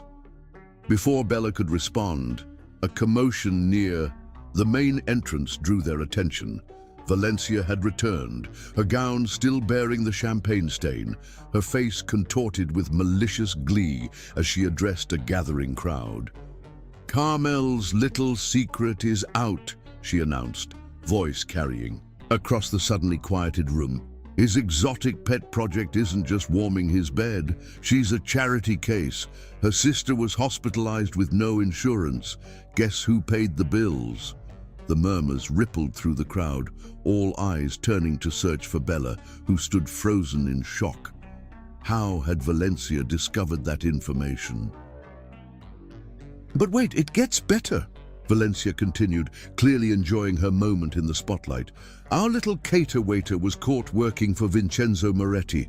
Yes, that Moretti, the one currently under federal investigation for money laundering. The gasps and whispers intensified. Bella felt the walls closing in as hundreds of judgmental gazes found her, dissecting her simple dress, her obvious lack of belonging in their world. Shame and anger warred within her, not for the accusations themselves, but for allowing herself to be vulnerable to such public humiliation. As she turned to leave, desperate to escape, Valencia delivered her final blow. Face it, Carmel picked. Up another stray, just like he always does. Another project to save, another cheap, that's my wife you're speaking to. Carmel's voice cut through the room like a blade, silencing even Valencia mid-sentence. He stood at the entrance to the ballroom, his expression thunderous as he strode purposefully toward Bella. The collective gasp was audible as the implications of his words registered. Valencia's face drained of color. "Your wife?" someone echoed, incredulously. Carmel reached Bella, one arm sliding protectively around her waist as he faced the stunned crowd. "Yes, my wife, though I fail to see how that's anyone's business but ours." "You married her?" Valencia's voice had risen an octave, disbelief etched across her features. "3 weeks ago," he confirmed, his gaze never leaving Bella's face, his expression softening as he addressed her directly. "And it was the best decision I've ever made." Before the murmurs could build again, he pulled Bella to him, one hand cradling her face with such tenderness that the room seemed to fall away. His kiss was neither chaste nor showy. It was a declaration, passionate and unwavering, leaving no doubt about the nature of their relationship. When they finally parted, Bella was aware of the silence that had fallen over the room, of the open shock on faces like Valencia's, and surprisingly, of the small smiles of approval from others, including Judge Fowler, "I believe," Carmel said, his voice carrying easily through the hushed space, "that an apology is owed to my wife." Valencia's mouth opened and closed soundlessly, her composure finally cracking under the weight of Carmel's cold stare. I didn't realize," she stammered. "Clearly." His tone could have frozen flame. "Now, if you've finished embarrassing yourself, I suggest you leave before I reconsider my company's numerous contracts with your family's hotel chain." The threat, delivered with calm precision, sent Valencia scurrying toward the exit, her companions trailing in her wake like deflated balloons. Carmel turned back to Bella, unconcerned with the avid attention of the remaining guests. "I'm sorry," he said softly, for her ears alone. "I should never have left you to face them alone." "You're making a scene," she whispered, though she couldn't suppress the warmth spreading through her at his public defense. "I'm making a statement," he corrected, his thumb tracing the curve of her cheek, "that the woman in the cheap dress is worth more than everyone else in this room combined." His words, spoken with such conviction, healed something Bella hadn't realized was wounded. In that moment, despite the whispers, despite the stares, she felt truly secure in her place beside him, not as an accessory or a project, but as an equal partner chosen for herself. "Take me home," she murmured, suddenly exhausted by the emotional whiplash of the evening. His smile was both tender and heated. "With pleasure, Mrs. Wilson." As they departed, heads still together in hushed conversation, the gala erupted behind them. Phones documenting the unexpected revelation, voices speculating on the secret marriage, bets already being placed on its duration. None of it mattered. In the sanctuary of the car, Bella curled against Carmel's side, allowing the tension to drain from her body as his fingers stroked soothingly through her hair. "So much for keeping our marriage private," she said, a hint of wry humor returning to her voice. "Are you angry?" His question held genuine concern. Bella considered, then shook her head. "No." "Relieved, actually." She tilted her face up to his. "I'm tired of hiding how I feel about you." His kiss was answer enough, deep and possessive, a promise of the night to come. By the time they reached the penthouse, both were breathless with need, clothes discarded in a trail from the elevator to the bedroom as they reaffirmed their connection in the most primal way possible. Later, as they lay tangled in sweat-dampened sheets, Carmel's fingers traced lazy patterns on her bare shoulder. "You know the press will be relentless now," he warned. "Your privacy, let them come," Bella said, with newfound certainty. "I'm done hiding." Her hand splayed across his chest, feeling the steady beat of his heart. "Besides, if tonight proved anything, it's that I need to stake my claim publicly. Those women were circling you like sharks." His laugh rumbled beneath her cheek. "Trust me, no one compares to you." His arm tightened around her, but I do like this possessive streak. Feel free to mark your territory any time." They drifted to sleep wrapped in each other, the outside world momentarily forgotten. Neither could know that Valencia's humiliation had planted a seed of vengeful obsession, one that would soon blossom into a threat to both their happiness and Bella's life. Chapter 8. Targeted. The morning after the gala, Bella and Carmel's private life had become public spectacle. Their faces graced every tabloid with headlines screaming, "Billionaire's secret marriage." Paparazzi camped outside Bella's apartment and catering kitchen, while clients either cancelled contracts or booked her specifically to glimpse Carmel Wilson's mysterious bride. "This is exactly what I didn't want," Bella said, showing Carmel an email from a client requesting she personally cater so we can meet Carmel's wife. "It'll pass," he promised, though his expression betrayed concern. The scrutiny only intensified. Gossip blogs unearthed Bella's foster care background, while business publications questioned Carmel's judgment, citing her tenuous connection to Moretti.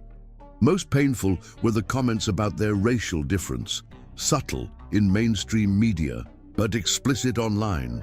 2 weeks after the gala, Zoe rushed into Bella's office with a video interview of Valencia Sinclair. "I've known Carmel for years," Valencia was saying, "and I worry about him. This hasty marriage, it's not like him. He's always been careful. To suddenly wed someone from such a different background raises questions." The interviewer leaned forward, eagerly. "Are you suggesting there's more to this relationship? Let's just say Carmel has a history of rescue missions, taking in strays, fixing broken things." Her smile couldn't mask the malice. "I just hope he hasn't confused charity with love." That evening, Carmel found Bella staring out the penthouse windows. "Am I a charity case?" she asked. "One of your rescue missions? Is that what you think?" His hands cradled her face. "Since when do you care what everyone thinks? The Bella I know would tell them all to go to hell." His certainty coaxed a reluctant smile. "Maybe she's tired of fighting. Then I'll fight for both of us." 2 nights later, they attended a business dinner with potential investors. Among them was Alexander Reed, a business rival known for his cutthroat tactics. Throughout dinner, Bella noticed Reed watching her with calculated interest. During dessert, Valencia Sinclair made an unexpected appearance. "Carmel, darling," she trilled. "I had no idea you'd be here. I'm just having dinner with Alexander."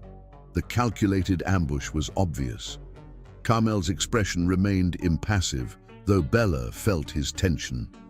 "Valencia," he acknowledged coldly. "I see you found a new protector." Valencia smiled tightly. "Alexander and I are just friends. Unlike some, I take time to build relationships before rushing into commitments." The barb was aimed directly at Bella, who refused to give Valencia the reaction she sought. "It's lovely to see you again, Valencia. That shade of lipstick is much more flattering than what you wore to the gala." Valencia's hand drifted self-consciously to her mouth as Reed interjected. "We were discussing the Sullivan acquisition. I understand Wilson Enterprises has expressed interest. Perhaps we should combine forces," Reed suggested. "I'm sure Valencia would enjoy working closely with both of us again." The implication that the three had some shared history hung in the air. Bella felt Carmel's hand find hers beneath the table. "I prefer to keep business and pleasure separate," Carmel replied firmly. Valencia laughed brittlely. "Since when?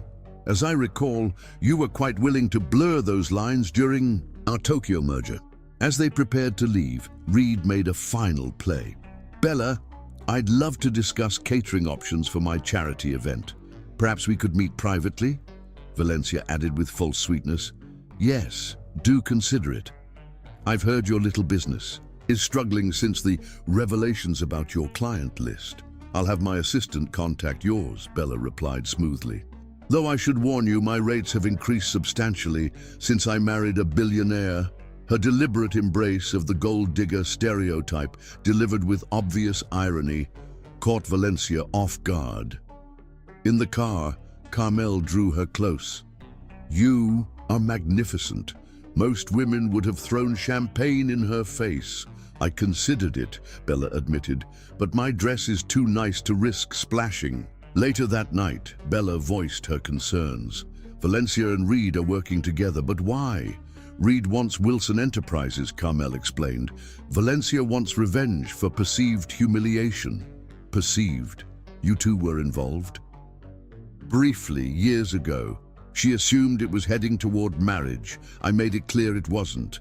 And now she can't stand that you married someone else." Bella settled against his chest. "Especially someone she considers beneath you." His arms tightened. Around her, "There's no one above you in my eyes. Remember that no matter what they say or do." The following evening, Bella catered a prestigious dinner for the city's arts patrons. As she presented the main course, a sudden wave of dizziness washed over her, the room tilting alarmingly. Back in the kitchen, the dizziness intensified violently, accompanied by a terrifying numbness spreading across her lips and a sharp electric tingling in her fingertips, unmistakable harbingers of anaphylaxis from her shellfish allergy, though she was certain she hadn't consumed any. "Zoe," she gasped, her tongue already feeling thick in her mouth. "My EpiPen, in my bag, now." Alarm exploded across Zoe's face as she took in Bella's rapidly deteriorating condition. Angry red hives beginning to mottle her neck, her breathing transforming into a frightening wheeze. "What happened?" she demanded, scrambling frantically. "For the medication." "Don't know," Bella managed, panic rising as her throat began to constrict. "Shellfish. Somehow." The kitchen's bright lights blurred and swam as adrenaline flooded her system. She heard distant shouting, felt hands supporting her as her knees buckled, then merciful darkness claimed her. Carmel was in a video conference when the call came. "It's Bella," his assistant said. "Mount Sinai Hospital. Allergic reaction." In the emergency room, he found Zoe pacing anxiously. "Anaphylaxis," she explained. "She was fine 1 minute, then couldn't breathe." "We're fanatical about cross-contamination in the kitchen." Behind the curtain, Bella lay connected to monitors, an oxygen mask covering her face. "The doctor says she'll be okay," Zoe continued. "The EpiPen bought crucial time." "This wasn't an accident," Carmel said quietly. "Someone did this deliberately." When Bella briefly regained consciousness, she managed to rasp, "Drink my champagne," after the toast. Understanding dawned with sickening clarity. The champagne served to staff after the event. Anyone with knowledge of her schedule would have known about it. Anyone with access could have slipped shellfish extract into her glass. "I'll have the glass tested," he promised. "Rest now. I'm not leaving your side." As Bella drifted back to sleep, Carmel's expression transformed. Gone was the worried husband, replaced by something colder, the ruthless businessman who had built an empire through sheer force of will. "Find out who had access to the venue," he instructed Zoe. "Every server, every delivery person, every guest who arrived early." "What are you going to do?" she asked, both fascinated and frightened. His smile held no warmth. "Protect what's mine." By morning, when Bella finally awoke clear-headed, he had compiled evidence pointing to one conclusion.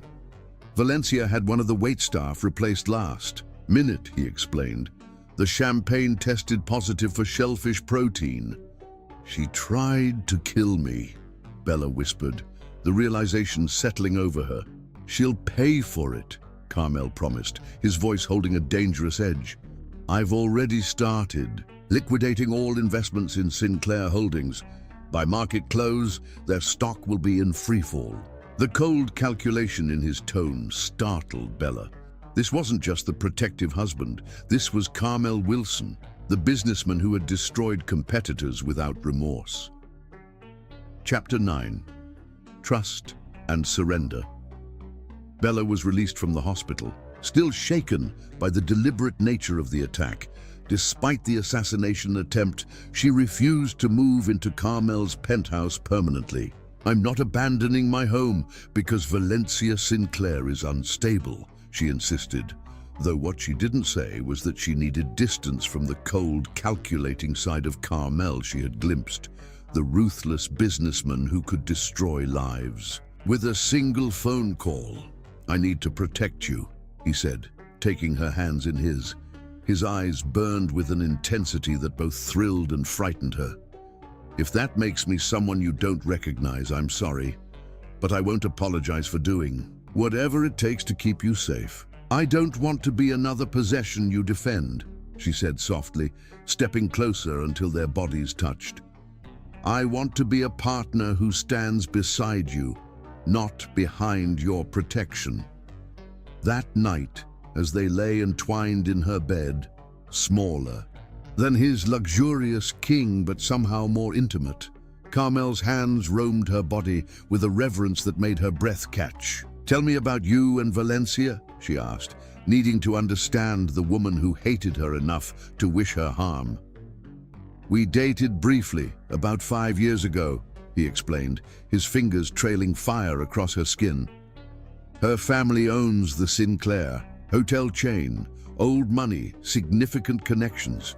On paper, we made sense, but not in reality. She wanted the idea of me more than the actual person," he said, his lips finding the sensitive spot below her ear that made her arch against him. "When I realized that, I ended it. She didn't take rejection well. The next morning brought an unexpected development. A dossier revealing that Alexander Reed had been working with Valencia for months, orchestrating media leaks and surveillance of Bella to create a wedge between her and Carmel. The evidence was damning. Photos of Bella entering her apartment, working in her kitchen, meeting with clients. They had been watching her for weeks, mapping her routines. "We need to separate them," Bella said, a plan forming. "By giving Valencia exactly what she wants, apparent proof that our marriage is failing. If she thinks I've left you, she'll get careless." Carmel's jaw tightened, his protective instincts warring with his respect for her agency. Finally, he pulled her against him, kissing her with such possession it left her breathless. "We do it together," he insisted. "Every step planned, every contingency covered." "Partners," she agreed, her body already responding to his touch, the shared purpose reigniting the passion that uncertainty had temporarily dampened. Later, as they lay entwined in afternoon sunlight, their bodies slick with exertion, Carmel traced reverent patterns on her bare shoulder. "Sometimes I still can't believe you're real," he murmured. "That you chose me, knowing everything you know." "I chose you," she affirmed, pressing a kiss to his chest directly over his heart. "All of you, the good, the complicated, even the occasionally terrifying." His laugh rumbled beneath her cheek. "Terrifying? When you go all executioner mode?" She straddled him, reveling in the heat that flared instantly in his eyes. "Absolutely terrifying. Also, if I'm being completely honest, this..." She rolled her hips against him, feeling him harden beneath her. "A little bit sexy." His hands gripped her waist, flipping her beneath him in one fluid motion that made her gasp with delight. "Only a little bit," he growled, his mouth claiming hers with renewed hunger. Their passionate reconciliation sealed their plan into action. They staged a public argument loud enough to be overheard, but vague enough to fuel speculation.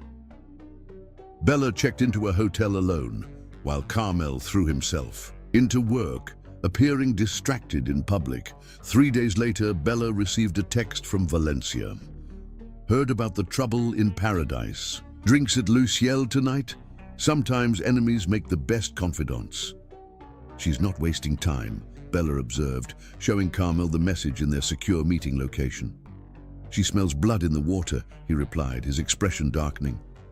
"Are you sure about this?" Bella silenced his concern with a kiss that quickly escalated, her hands making quick work of his shirt buttons. "We need to end this," she whispered against his mouth. "But first, Hours later, her body still humming from their encounter. Bella arrived at Le Ciel. Valencia waited, immaculate in designer clothes, her smile holding calculated sympathy.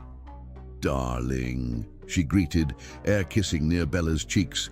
"You look tired. Separation doesn't agree with you?" "I'm fine," Bella replied, sliding into the seat across from her, just adjusting to some new realities. "Aren't we all?" Valencia signaled the waiter. "Champagne for both of us. We're celebrating your liberation from Carmel Wilson, a lovely diversion, but a terrible husband." As Valencia sipped her champagne, her true malice emerged. "Tell me, what was the final straw? The controlling behavior? The obsessive need to possess everything he touches?" Bella hesitated, choosing her words carefully. "Let's just say I discovered sides to him I hadn't seen before, sides that frightened me." "Oh yes, the famous Wilson temper," Valencia purred, leaning closer. "Did he threaten to destroy someone for you? He does that, you know, thinks it's romantic."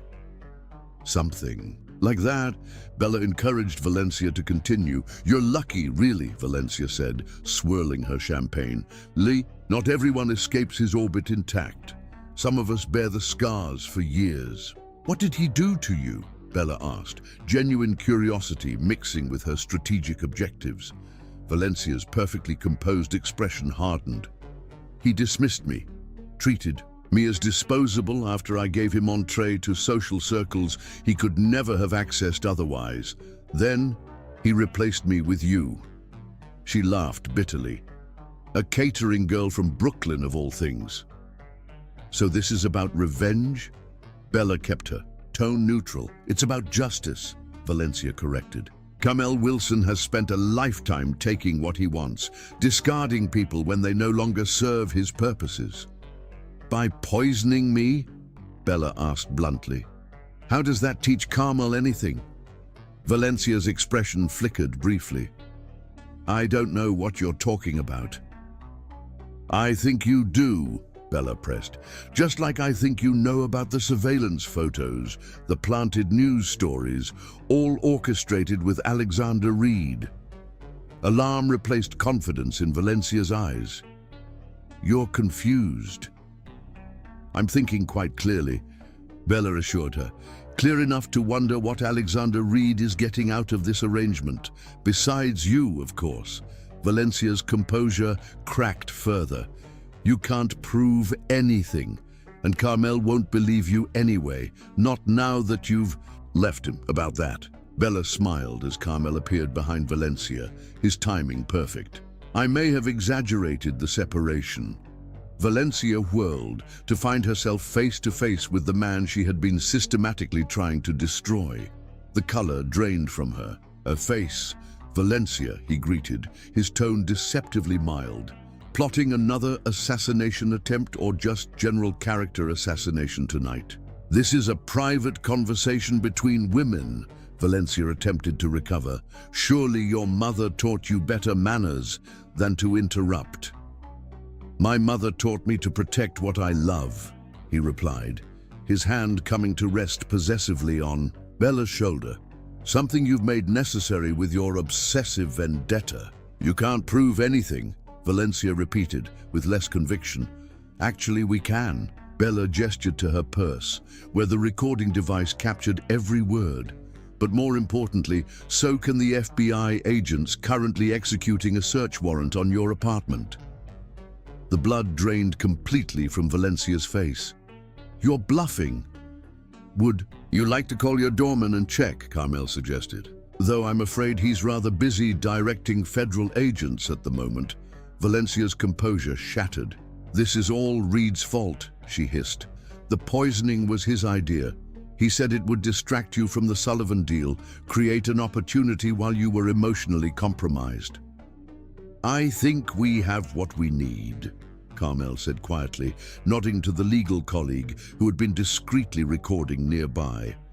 "Ms. Sinclair, I suggest you contact your attorney. You'll be hearing from the district attorney shortly."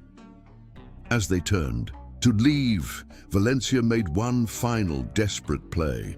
This isn't over, Bella. Men like Carmel don't change. Ask yourself why he really married you. Was it love or just the thrill of possessing something different? Bella paused, turning back. You know what your problem is, Valencia? You've never understood the difference between possession and partnership. She glanced up at Carmel, her expression softening. Fortunately for me, he does. Outside the hotel, Carmel pulled Bella against him, his mouth claiming hers with a passion that left her knees weak. His hands roamed possessively over her body, unconcerned with their public location. You were magnificent, he murmured against her neck, nipping lightly at her sensitive skin. Brave and brilliant and absolutely terrifying in your own right.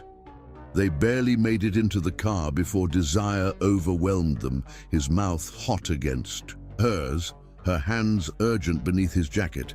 The privacy screen went up as the driver discreetly pulled away from the curb. I need you, Carmel growled, his control finally snapping as he lifted her onto his lap. Now! Their lovemaking was frantic, almost desperate, a celebration of victory and reaffirmation of their bond. When they finally arrived home, they continued their passionate reunion, christening every surface from the elevator to the bedroom in a night of uninhibited desire that left them both breathless and sated.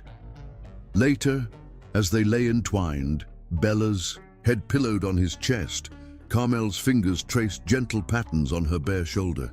You've changed me, he said softly, his voice thick with emotion. A year ago, I would have obliterated them both without hesitation. And now I understand there are more meaningful victories than annihilation. His lips pressed against her forehead. You've taught me that strength isn't measured by who you can destroy, but by what you choose to preserve. The realization moved her deeply. This evidence of his growth, his willingness to evolve within their partnership. As they drifted towards sleep, wrapped in each other's arms, Bella knew with absolute certainty that whatever challenges awaited them, they would face them together, not as billionaire and chef, not as savior and saved, but as equal partners in the truest sense. The woman in the cheap dress had found her place not behind or beneath the powerful man who loved her, but firmly at his side, exactly where she belonged. Chapter 10. Full Circle. 1 month after Valencia's exposure, Bella stood in the dressing room of the Grand Meridian Hotel, adjusting the final details of her outfit. The symmetry wasn't lost on her. This was where it had all begun, where she had first locked eyes with Carmel across a crowded ballroom where they had shared that life-changing kiss in the elevator. Tonight, the hotel hosted the Wilson Foundation's annual charity gala, and Bella wasn't just attending as Carmel's wife. She was catering the event, her company having won the contract fairly, without her husband's influence. You look stunning, Zoe said, helping her with a final adjustment to her dress. Bella smoothed her hands over the crimson silk, the same dress she had worn to the previous gala where she had been mocked for its simplicity. The same dress Valencia and her friends had called cheap. Tonight, however, she wore it with a difference. Around her neck hung Carmel's mother's pearls, and on her finger gleamed the platinum band that marked her as his wife. Ready to face the wolves again? Zoe asked, her expression concerned. Though Valencia and Reed had been neutralized, New York society remained a treacherous landscape for someone with Bella's background. They're not wolves, Bella replied with newfound confidence. Just people with their own insecurities. Besides, she smiled, I have something they'll never have. A billionaire husband? Zoe teased. A partnership based on love, not convenience. Bella checked her reflection one last time. That's worth more than all of Carmel's billions. She supervised the final preparations, her team executing her vision with practiced precision. The menu showcased her signature style, unexpected flavor, Combinations that delighted the palate, presented with elegant simplicity. She had insisted on overseeing every detail personally, determined that her professional reputation stand on its own merits. As guests began arriving, Bella briefly caught Carmel's eye across the ballroom. In his tuxedo, he looked every inch the powerful CEO, yet the smile he sent her way was intimate, private, a promise of later that sent heat coursing through her veins despite the public setting. She was checking the temperature of the entrees when a commotion near the kitchen entrance caught her attention. Alexander Reed stood there, looking considerably less polished than when she had last seen him. The legal consequences of his conspiracy with Valencia had taken a visible toll. "You need to leave," the security guard was saying firmly. "You're not on the guest list." "I just need 5 minutes with Mrs. Wilson," Reed insisted, his voice loud enough to draw attention. "Please, it's important." Before the guard could escort him out, Bella approached, curiosity overriding caution. "It's all right," she told the key guard. "I'll speak with him, briefly." Reed's relief was palpable. "Thank you," he said, his usual arrogance notably absent.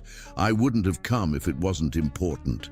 "Make it quick," she replied coolly. "I have a gala to cater." "I wanted to apologize," he said, the words seeming to cost him considerable effort. "What Valencia and I did, it was unforgivable, especially the poisoning. That was never supposed to happen." Bella studied him, looking for deception but finding only defeat. "Why tell me this now?" "Because you won." His laugh held no humor. "Completely. The Sullivan deal collapsed. My investors pulled out. My reputation is in tatters." He shook his head. "And the worst part? You and Carmel didn't even have to destroy me. You just let me self-destruct." There was something almost pitiable about his admission. "That wasn't our goal," Bella said honestly. "We just wanted to protect ourselves, not annihilate you." "That's what makes it so masterful," Reed acknowledged. "The old Carmel would have crushed me without hesitation. This new version, the one who loves you, he's actually more formidable because he's selective about his battles." The insight surprised her, though she recognized its truth. Carmel had changed, evolving from a man who saw power as the ability to destroy into one who understood the greater strength in measured response. "Valencia sends her regards, by the way," Reed added. "From her new home in Switzerland. Her family thought it best she take an extended vacation while the legal matters settle." "And you?" Bella asked, genuinely curious. "What happens to Alexander Reed now?" "I rebuild," he said simply. "Smaller, wiser, hopefully better." He extended his hand. "No hard feelings." Bella considered the gesture. This olive branch from a man who had conspired to destroy her marriage and endanger her life. The old Bella might have held onto the grudge, nurturing it like a shield against future harm. The woman she had become, however, recognized the futility of such armor. "No hard feelings," she agreed, briefly accepting his handshake, "but no second chances either. Stay away from my family." Reed nodded, understanding the warning beneath her civil tone. "Congratulations, by the way," he said, turning to leave. "Carmel's a lucky man." As he departed, Bella felt a presence behind her. She didn't need to turn to know it was Carmel, his hand coming to rest possessively at the small of her back. "Problem?" he asked quietly. "Not anymore," she assured him, leaning slightly into his touch. "Just ghosts from the past making their final exit." His expression remained wary. Reed isn't known for graceful defeats. "He's not the man he was," Bella observed. "Neither are you." Carmel's smile held a hint of wonder. "All your influence, I'm afraid. You've made me dangerously reasonable." "Dangerously?" "To my competitors, absolutely." His lips brushed her temple. "They don't know how to counter a Carmel Wilson who doesn't lead with aggression. Their moment was interrupted as the catering manager approached with a question about the dessert service. Bella slipped smoothly back into her professional role, though the warmth of Carmel's touch lingered on her skin.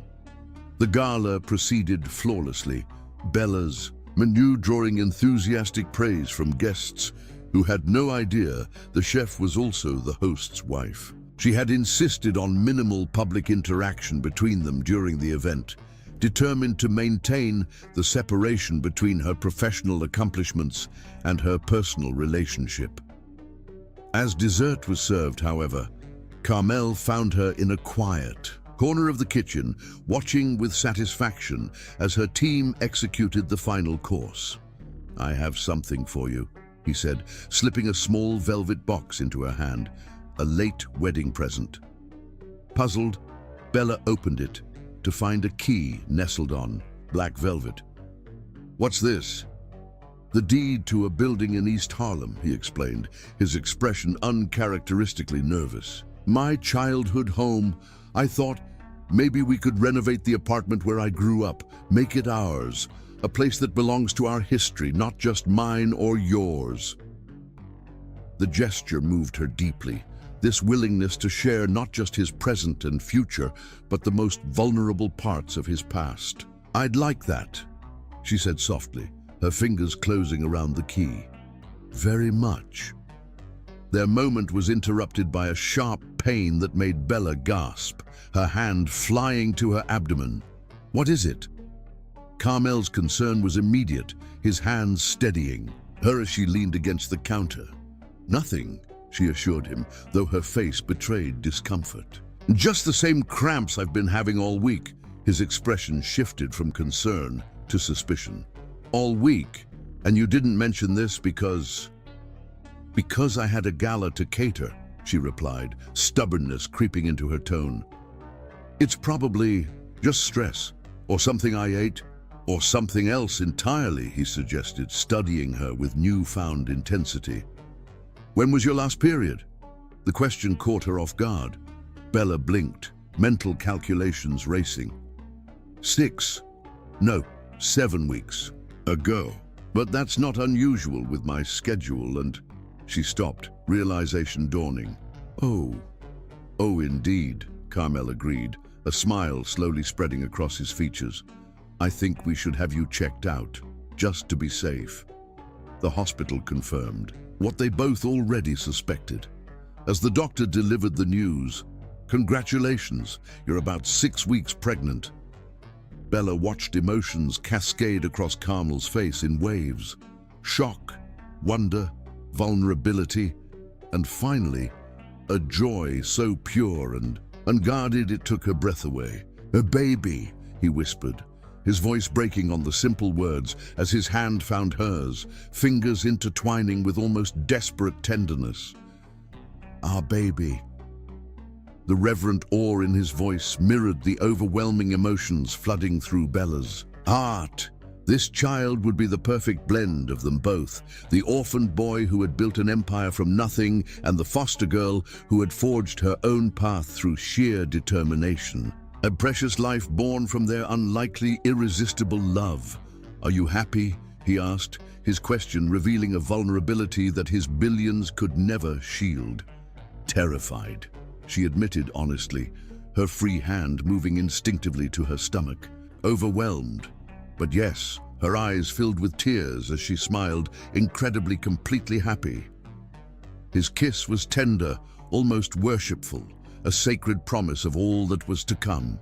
When they finally parted, his forehead resting against hers, their breath mingling in the intimate space between them, Bella felt the final pieces of their extraordinary journey clicking perfectly into place. "From an elevator kiss to parents," she marveled. "Not bad for a year's work." His laugh was warm against her skin. "The best investment I've ever made." Later that night, as they lay together in the quiet darkness of their bedroom, Carmel's hand rested protectively over her still flat stomach, his touch gentle, as if already shielding the tiny life growing within. "Do you ever think about how it all started?" he asked, voice thoughtful in the darkness. That night at the gala, when they mocked your dress? Sometimes, Bella admitted, though it feels like a lifetime ago. If they hadn't, he mused, I might never have defended you, might never have revealed you were my wife. We might still be hiding, pretending. Or we might have found another path to the same destination, she countered, covering his hand with her own. Some things are simply meant to be. His arms tightened around her, his lips finding the sensitive spot behind her ear. Philosophy, from my practical wife? Pregnancy is already changing you. She turned in his embrace, finding his mouth in the darkness. The only thing that's changed is that I finally understand what real wealth is, she whispered against his lips. And it has nothing to do with money. As their bodies joined, moving together with the practiced intimacy of lovers who knew each other's every desire, Bella silently thanked whatever twist of fate had brought them together, the elevator that had stalled, the jealous socialites who had mocked her dress, even the dangers they had faced. Every step, however difficult, had led them here, to this moment, this love, this future they would build together. The woman in the cheap dress and the billionaire CEO had found something priceless in each other's arms, a love powerful enough to transform them both, to heal old wounds, to create new life. A love that would continue to grow and evolve, challenged but never diminished by the journey ahead. As the first light of dawn filtered through the windows, Bella rested in the circle of Carmel's arms, his heartbeat steady beneath her ear, his breathing deep in satisfied slumber. Her hand drifted to her abdomen, imagining the child taking shape within, a perfect symbol of their union, defying expectations just as they had done from the very beginning. In that quiet moment between night and day, Bella Wilson finally understood the truth that had been waiting for her all along. Real love wasn't about rescue or possession, wealth or status. It was about finding the one person who saw you completely, flaws, strengths, dreams, fears, and chose you anyway every single day. She had found that person in the most unexpected place, and no designer gown in the world could ever be more valuable than the simple dress that had started their extraordinary journey together.